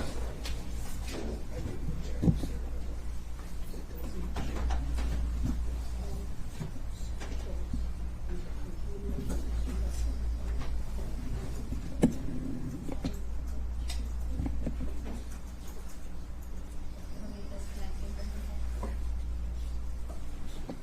Yeah, I'm just waiting for him to let me judge. Oh, Mr. Hayes. Oh, you're good. I have nothing more to say. Mr. Hayes, you were so optimistic at 10 a.m. this morning on how long this would take. I have no comment, Your Honor.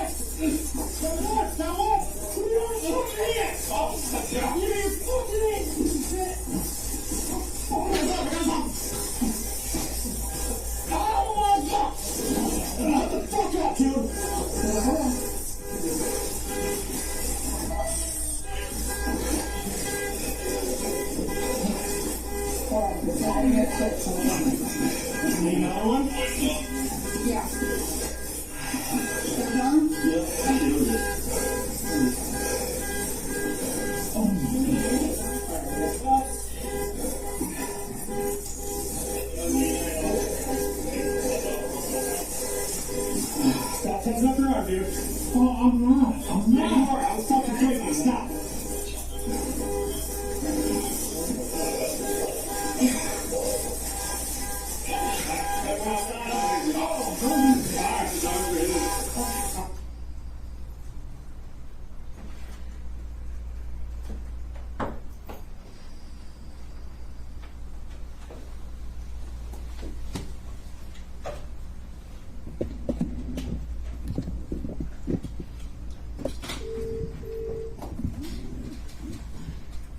You are in the meeting now.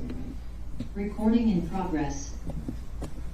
Lieutenant, could you, number one, could you hear anything that Officer Currie said in relation to the canine? Objection, the video speaks for itself, and it would implore this witness to invade the province of the judicial system and your decision and what evidence you've heard and not heard.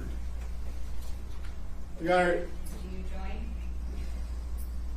I'm gonna leave Mr. Karen on that one. I don't have anything to add. It doesn't go necessarily for the truth of the matter as much as to acknowledge which officer may have been making comments at that time. So if there's 5 officers on the scene and the lieutenant was able to decipher which officer was saying what, I think that's relevant, not necessarily for the truth of it, but for indicating which officer is saying what words on the video. Then it needs, there's no foundation for it. Yeah, certainly can ask the officer, the lieutenant. All right, I'm going to overrule the objection and allow the question. So, Lieutenant, were you able to determine whether or not Officer Currie specifically was saying anything relating to the canine while on scene? I could not. Okay.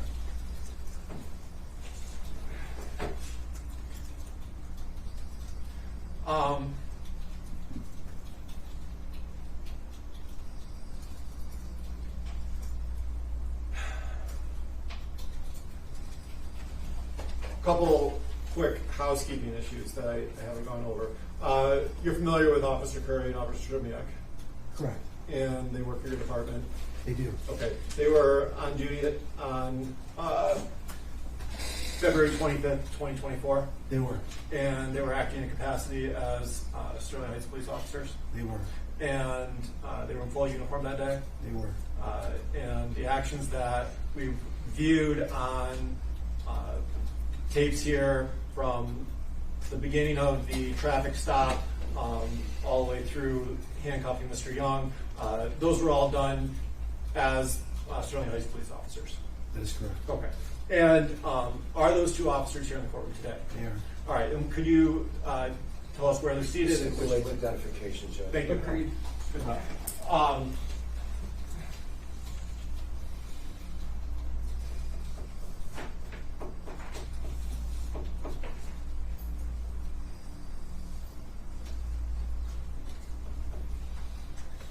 As it relates to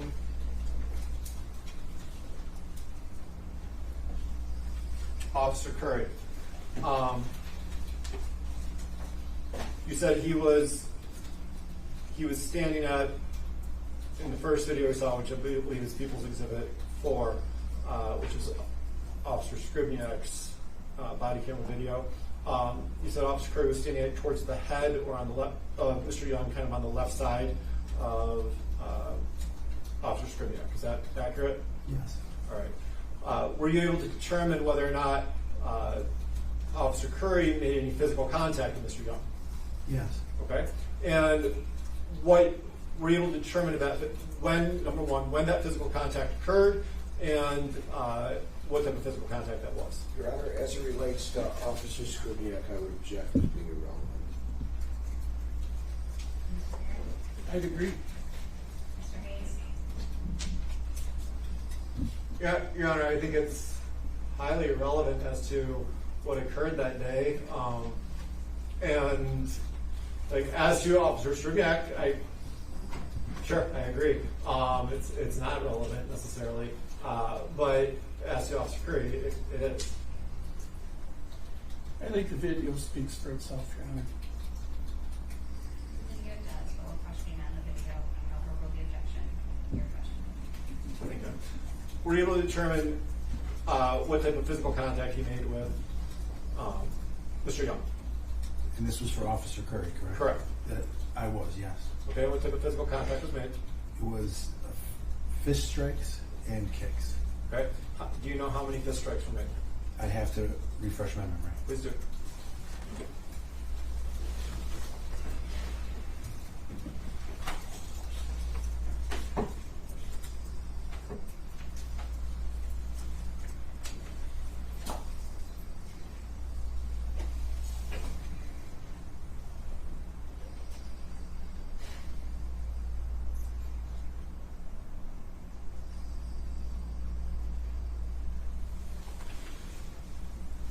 To my recollection after reviewing, it was 15 strikes with a fist and 2 kicks with his foot. Do you recall if the fist strikes were pre or post use of the canine, or both? Can I review again? Go ahead.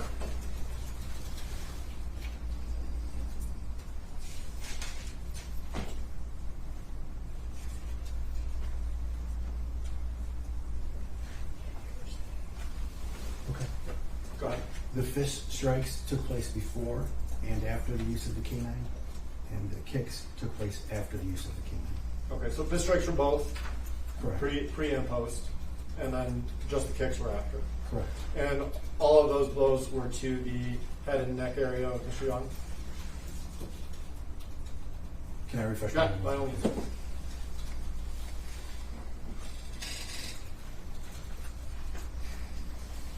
They were.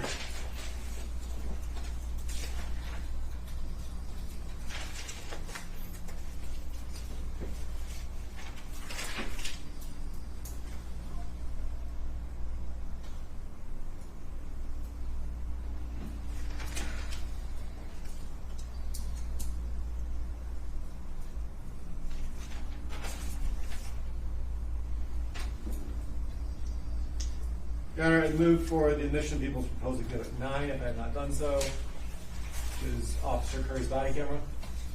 Any objection? No. Sorry.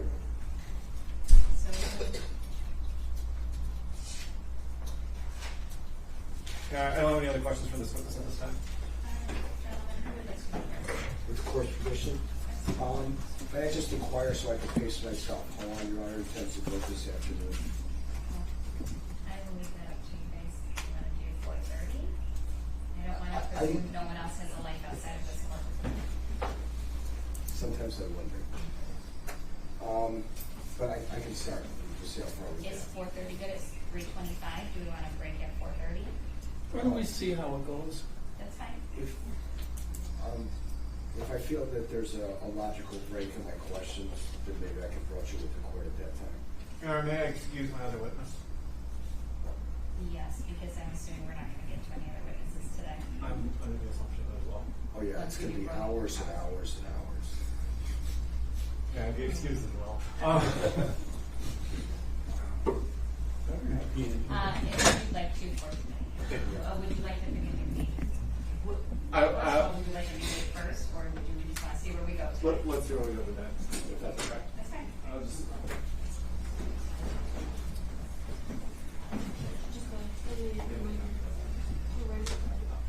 Yeah, you know what, let's do those right now. Are they in the courtroom? One's on the phone that was under docket 3 p.m. and one in the phone. Who's on the phone right now? Are they in the meeting? Mr. I want to say Mark. Are they admitted? Via phone, yes. Do we have an IDC that Mr. Sutz, do you have these? You can stay there. Are you the MIDC arraigning attorney? Yes, yes, Okay. 25E242664 people versus June Marks.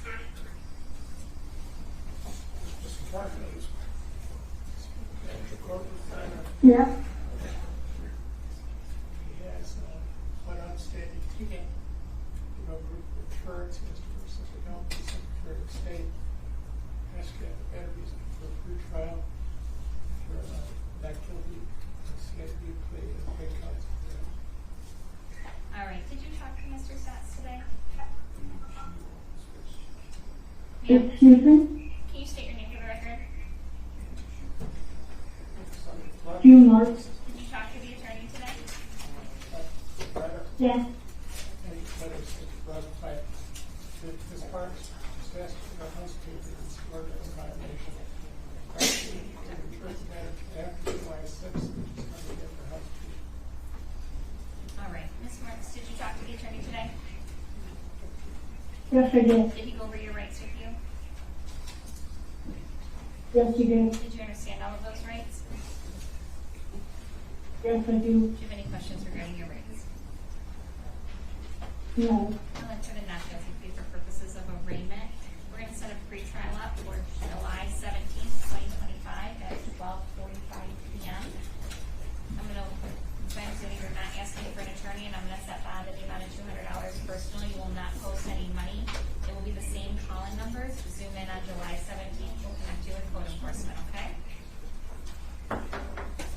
Okay.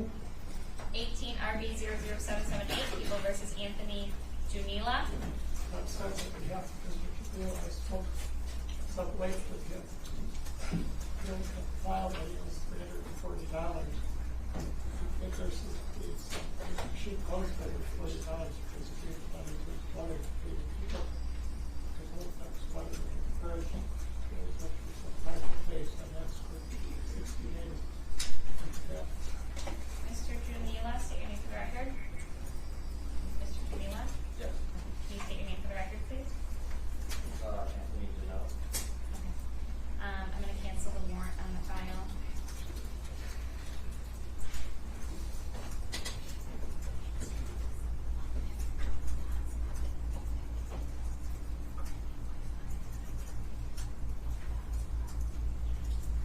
Based on my review of the payments you have made, I'm going to waive any balance and dismiss the matter under HIDA. I'm going to close it out. You're all set today. Thank you. Thank you, Your Honor.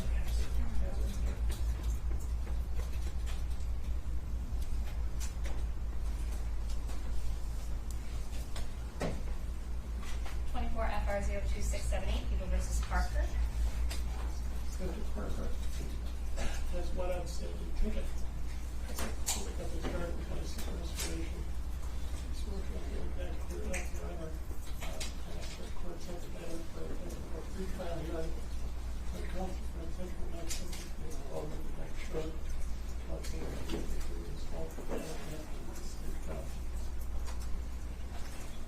All right, sir, can you state your name for the record, please? Brandon Parker. Did you talk to the attorney today? Yes. Did he go over your rights with you? Correct. Did you understand all of those rights? Correct. Any questions regarding your rights? No. I'm going to cancel the warrants on the file. I'm going to issue a non-public for purposes of the agreement. Looks like you have never been agreed on this file. This is a traffic matter. I'm going to set bond in the amount of $500 personal. You will not post any money. You just have to appear in court. I'm going to set a pre-trial on this matter for July 15th, 2025 at 8:30 a.m. on Zoom. You are coming onto my docket. You just have to zoom into me. My court officer is going to give you a sheet with that number right now. Zoom into me on July 15th, 2025 at 8:30 a.m. to handle this. If you can't zoom in, you're always welcome to come into the building. Once you have the sheet for my court officer, you're all set today. All right, appreciate it. Calling 21 FR 00780 and 5758 SM People versus Shannon. Doc says on behalf of Ms. Shannon, stuff in her life, welcome to make her today. A bit confused about what she's charged with, what she may be charged with. They advised her to do it. I told you to understand, I told you to test the counsel. So this matter out to have you. Ms. Shannon, state your name for the record, please. I apologize, Your Honor. She was in the meeting, but she disconnected. Okay, we'll hold Ms. Shannon. We'll cancel the warrants anyway, though, because we do know she's here. We have her number and we'll call her to be back in tomorrow. At this point, we're ready to do the exam. Thank you, Mr. Thank you.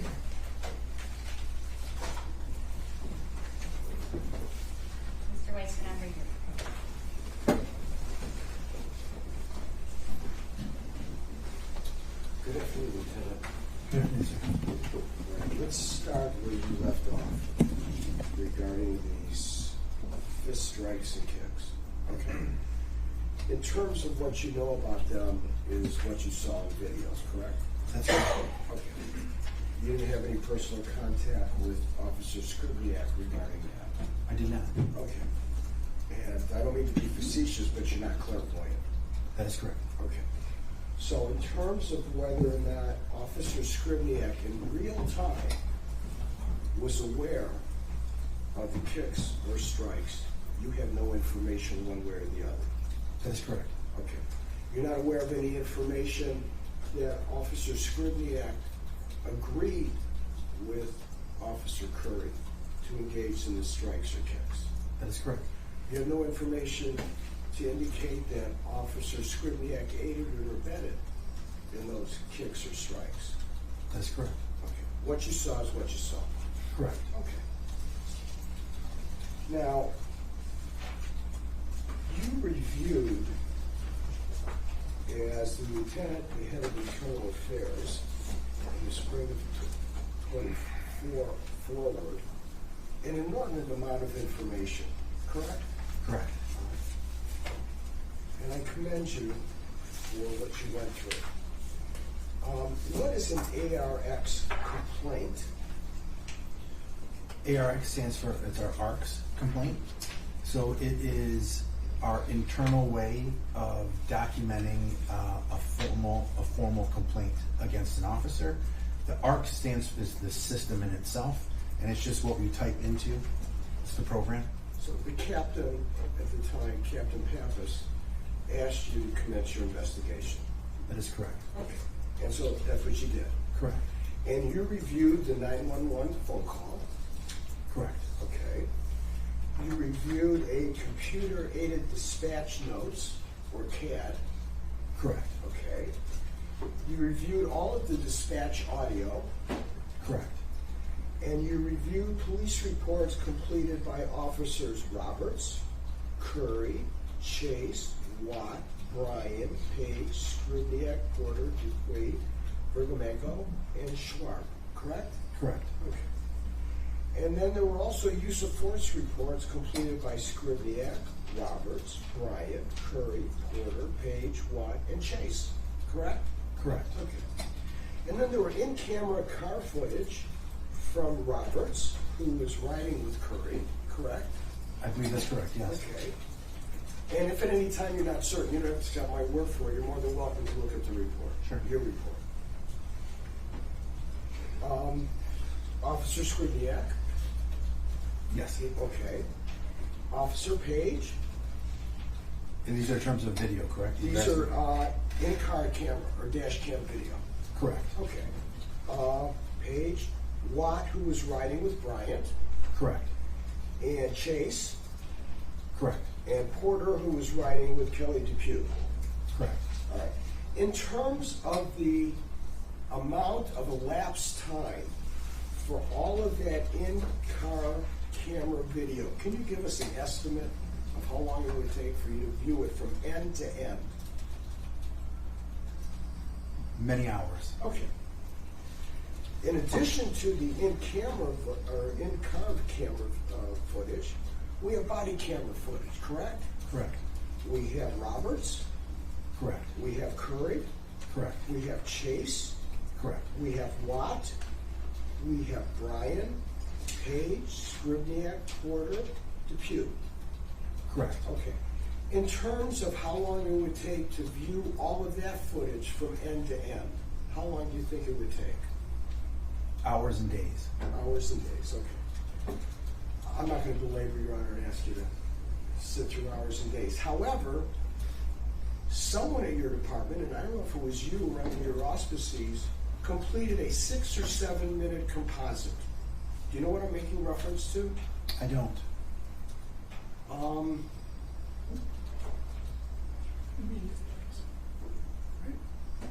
Was a media release prepared?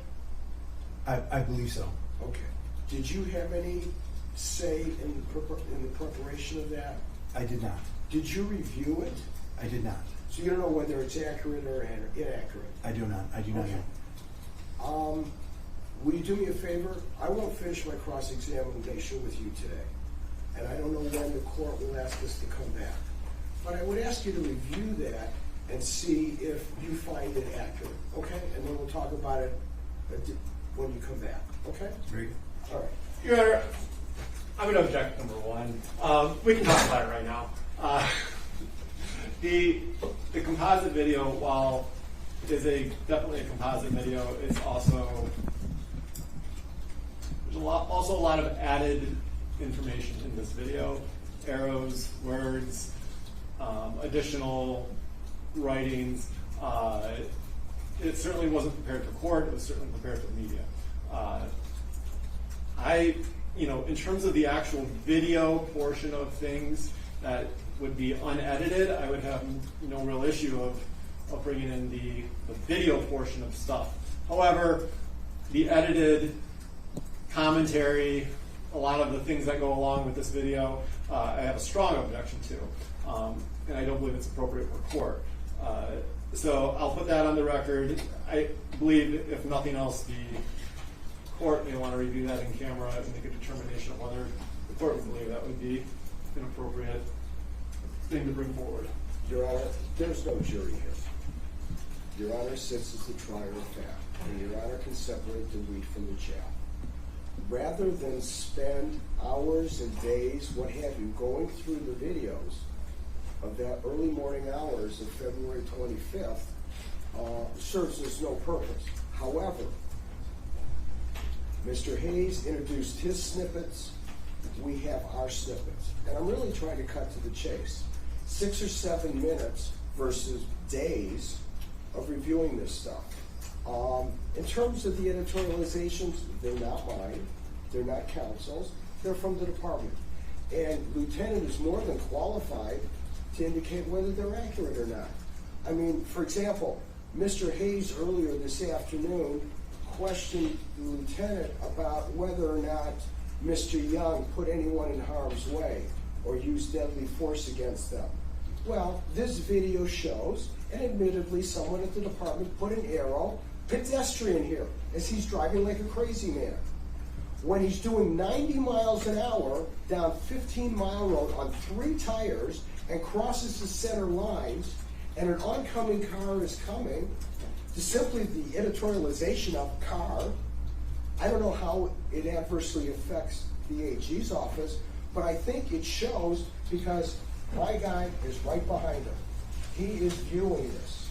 He knows what's going on. And I think we've already ascertained that in terms of the propriety or impropriety, and I'll just speak to Officer Sribniak, of what he did in the early morning hours is a compilation or the byproduct of everything that was brought to bear.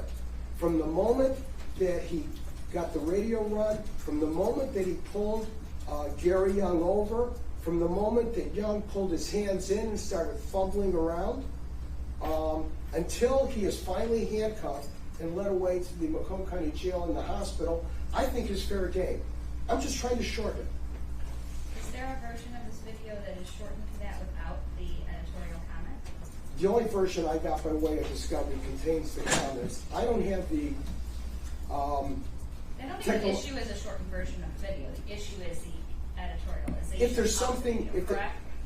A large part of it. I think there's a couple things in the video that probably aren't relevant or appropriate, but generally speaking, the objection is to the editorialization of the video. Just as Mr. Weiss was not interested in having multiple comments of all the other videos I wanted showed, I don't think adding all these other comments, in addition would be the same type of thing. Hold on, before you can you go back and forth, either of you come in on this? Sure, Your Honor.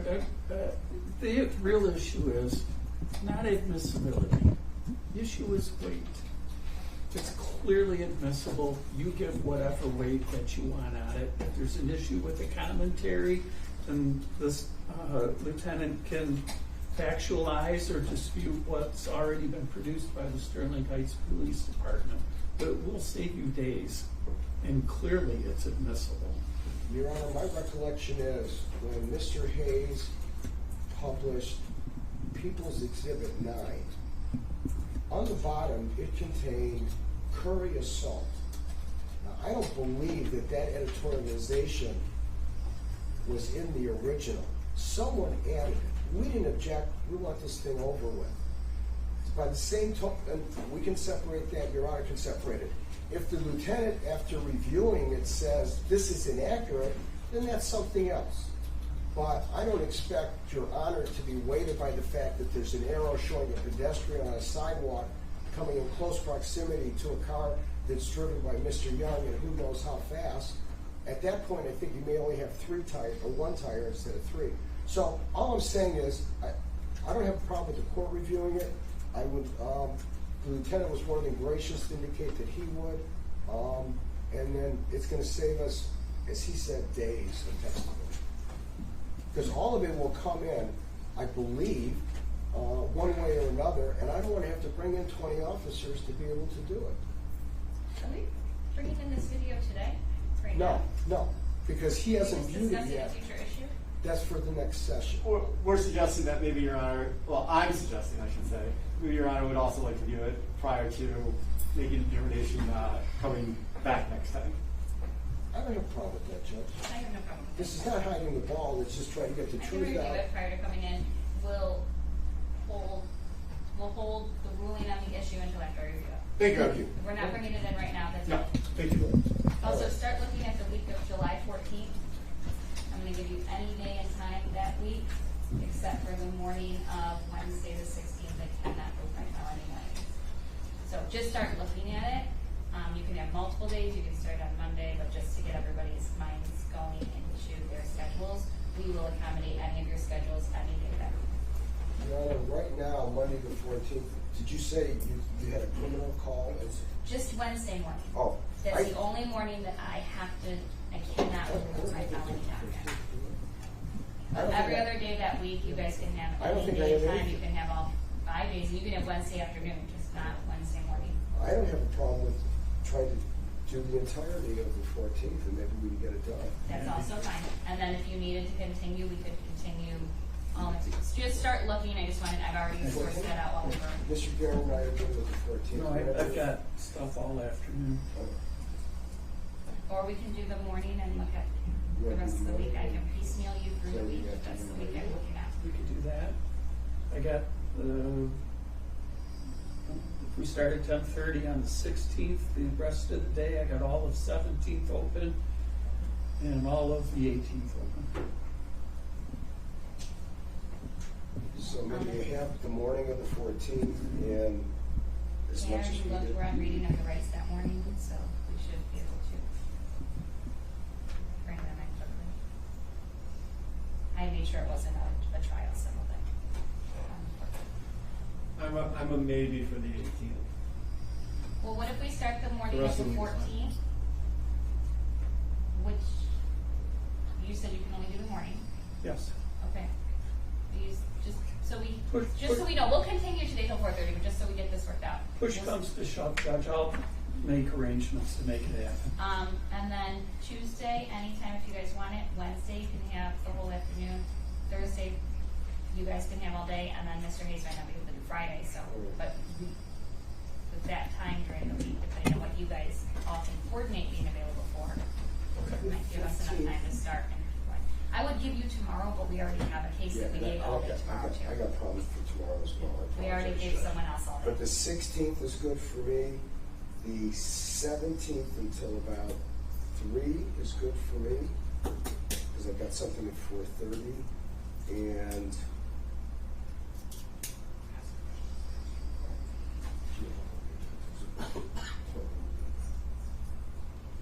no, the 18th. And on Wednesday the 16th, you are welcome to come when the exam docket starts at 10 a.m. They might all clear and you guys could have started right then. I just will also have a regular That works for me. PCC docket at 8:30 and exam docket at 10. You guys can go right on that 10 a.m. exam docket. We're going to start on the 14th. Is that? Yeah, we'll start the morning of the 14th. Okay. And then take the rest of the days as Maybe- you coordinate maybe as we we need need them. Maybe we don't even need them. If that works for everybody. What time, Ron? Do you guys want to do 9:30? On the 14th? Very good. We'll have a quick morning landlord-tenant free trial docket that'll wrap up about 9:15, 9:30, and you guys can have the rest of the morning. You're welcome to get it in here and set up anytime you want to. Okay. So we can keep going, but at least we have a new projected date. Thank you. Thank you. You also reviewed the medical report from the hospital regarding Mr. Young? Correct. Okay. Photographs? Correct. The original warrant request for Mr. Young? Correct. Containing, I think, 8 prospective counts of criminal activity? I believe that would be correct. All right. The sentencing of Mr. Young?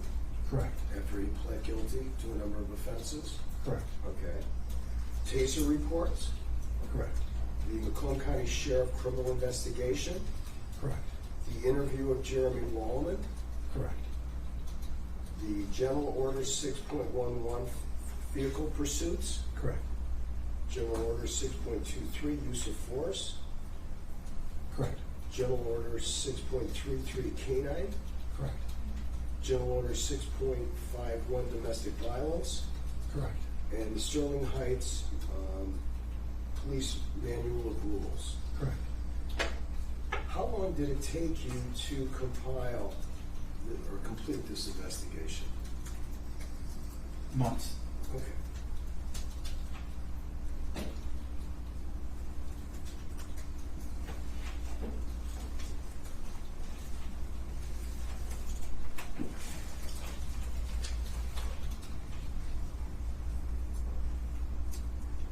Mr. Hayes asked your opinion as to a number of matters in terms of whether you found violations or not. Do you recall that?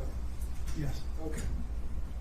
So let's just start off with, in your opinion, as it relates to the officers on the scene, and I'm just going to deal with Sribniak. Would you like to start your objection now, or are you waiting for? I'll let the question get out then. I'm not going to I ask just him. saw you stand. I'm not going to ask him anything that's in the report. I'm going to ask him his opinion, just like Mr. Hayes did. Did you find that the conduct of Officer Sribniak in the early morning hours of February 25th, 2024, on the, I'll describe it as a berm to the entrance ramp on 94 off of Gratiot, to be within policy and procedure? And objection. And here's my objection. Once again, I never heard an opinion or conclusion from a report on what he thought, whether somebody violated or didn't violate any type of policy. Again, this is a deliberative privilege. This is why we do these things, so that if there is something or isn't something that's his opinion, it's a policy issue. It's not something that is germane to whether or not it can be used for a probable cause to move this up. So this isn't an opinion that he can have today. Now, he can have today based on what he's seen today. He can do that. I've said that several times, that the evidence can come in through different ways, but it can't be based on his report. I'm not asking what's in this report. I just asked him his opinion. I think the argument is, the objection is that you're asking his opinion based on his investigation and report, not his opinion based on the video we saw today. Right. Is that correct pronunciation? And are you, Mr. Hayes? I'm also objecting. For the same reason, or do you have more? No, different reason, I think. Number one, I'll go back to Mr. Darren's objection earlier of that a policy violation is not, or whether you're within or within or outside of policy, doesn't answer the question of necessarily of is there probable cause, which is why we're here. However, it does ask a similar question of, is this wrong? Is this it's basically asking the lieutenant to give a final opinion on the ultimate issue, and that's why I'm objecting. No, I'm not asking for the ultimate issue. I'm not even asking whether he finds Sribniak innocent or guilty of these charges. What I'm trying to get at is the Sterling Heights Police Department spent an inordinate amount of time and money training Officer Sribniak and his K-9 Dusty weekly, multiple times a week, over an extensive period of time was this person trained. And I intend, with the court's permission, and we'll probably won't get to it today, in terms of how extensive that training is and how well he did during all of that. And so, at the end of the day, I find it unfair for the department to put him out in the real world with the understanding that he can use his canine in a certain way, because of the way he's trained, and then have Mr. Hayes' office come and say, that's a crime. So all of this training, it's almost like estoppel, entrapment by estoppel. It's okay to do this from the department, from a law enforcement agency, and then another law enforcement agency says, no, it's a crime, you should go to prison for it? To me, that's mind-boggling, and I apologize for getting a little melodramatic, but they instituted these charges. Now, maybe at the time they didn't know about the report. None of us, I think, did. It was kept under wraps, and it was only fortuitous that I found out. But they know about it, and they've known about it for quite some time, and yet they're still here advocating for a bind over. And it offends me that he is trained to do something, he is in compliance with his training, and yet they want to say that it's a crime. Now, I know at the end of the day that's your Honor's determination, but you're able to consider, pursuant to People v. King and People v. Doss, Michigan Supreme Court cases that are still well regarded and still operative, matters in defense, and to consider the whole matter. And I respectfully submit, in terms of whether or not Officer Sribniak complied with his training, and whether it comes from him, whether it comes from Wallman, I'm just trying to shorten this down. You want me to bring in Wallman and have him go because we won't have the report because he didn't do it? Then so be it. But we'll waste another 3 or 4 hours doing all of that. Maybe I can get from this lieutenant, and I won't have to bring Wallman in. And then I also have another officer, Darren Steele, who's referenced in these interviews and was with the department, and also opines that there was no problem with policy or procedure here. So at the end of the day, they can try to hide the ball as best as they want or can, but they brought these charges and they've maintained them knowing the existence of this report. And I think it cries out, and that's why there is 6.201(c). We have overcome, if a privilege exists and is applicable here, we've overcome it because his guilt or innocence, his freedom, his ability to be a law enforcement officer is at stake, and I respectfully submit that overcomes whatever privilege he claims he has. But if I can just condense this for a minute, we're not objecting to him giving an opinion about whether or not Officer Sribniak complied with policy based on what he saw today in court and on the video. Correct. Your objection is to him using the reports and investigation as a basis for that opinion. You're not objecting to the opinion being given, just what it's being based on in this moment. And Your Honor, you hit the nail right on that. Okay. Absolutely. Officer Wallman, who they're going to call, is going to make his opinion.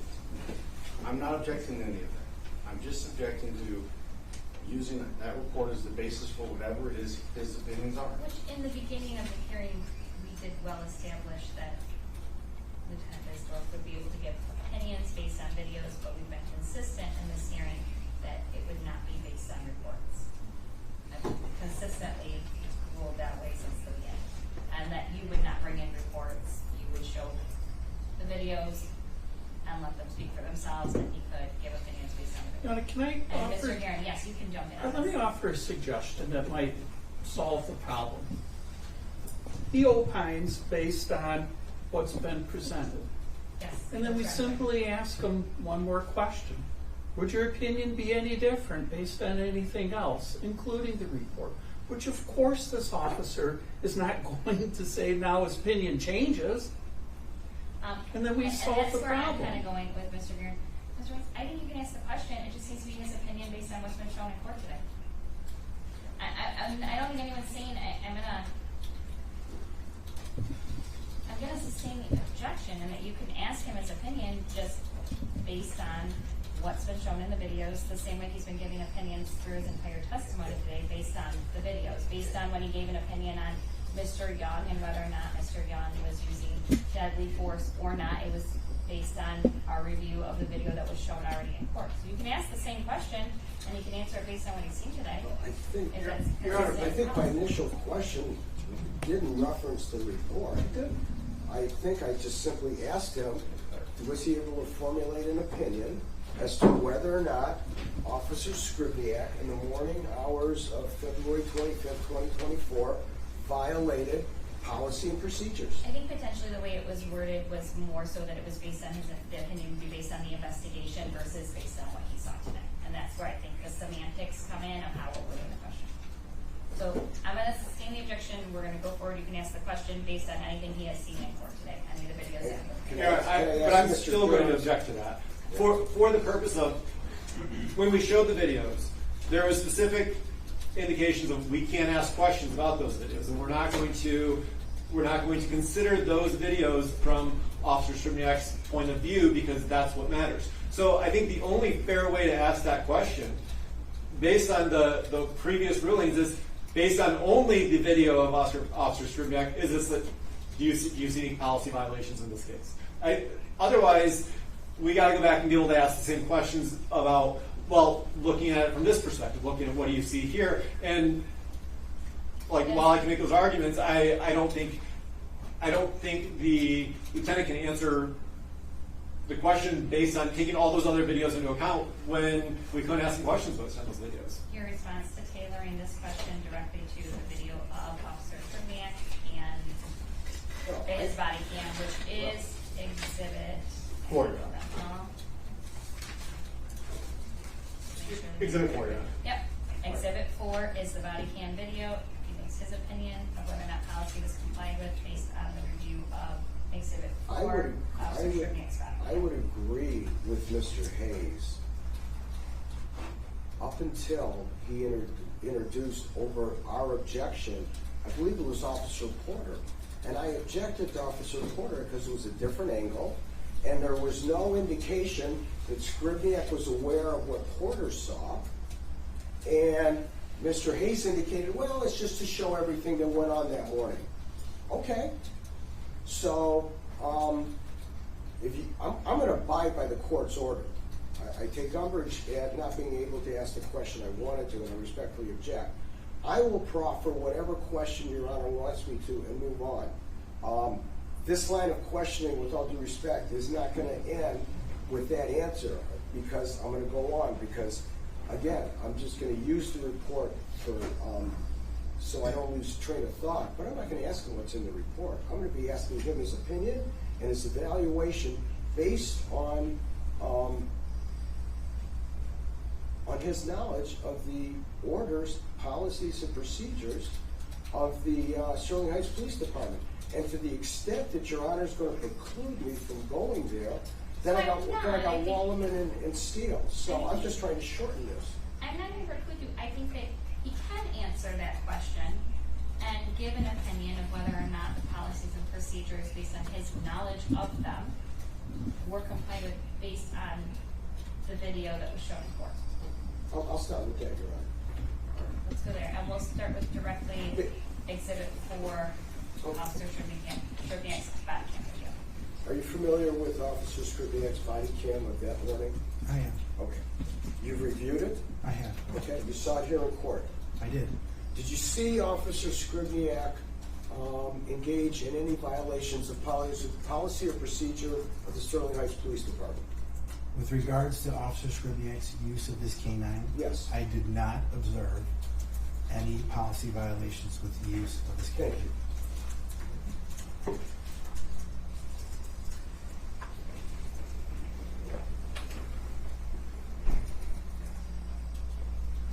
Yeah, I know it's just slightly after 4 o'clock. One of the reasons that I wanted to use the composite was to save maybe an hour's worth of questioning going through the various facets. So I'm going to beg the court's indulgence. Rather than me start down that road and waste 20 or 30 minutes on what may be resolved with the court's view of the composite, can we break early today? And just in the brevity of not having to repeat it. Because now I'm going to go into what happened at the stop at the apartment complex, the significance of the hands going out, the hands coming back in, grabbing his waistband, the seat, going like that to officers, why they do it, being able to see it up front and close, I think we'll be able to streamline. Yeah, those videos are already in. We can, we don't need a composite to go back to the 2 videos that have already been admitted that have either body cam footage or in-car camera footage of that stop. If Mr. Hayes wants me to ask another 20 minutes of questions that'll be resolved in 6 minutes of video, then that's fine. If that's the way the court wants Do you want to keep going?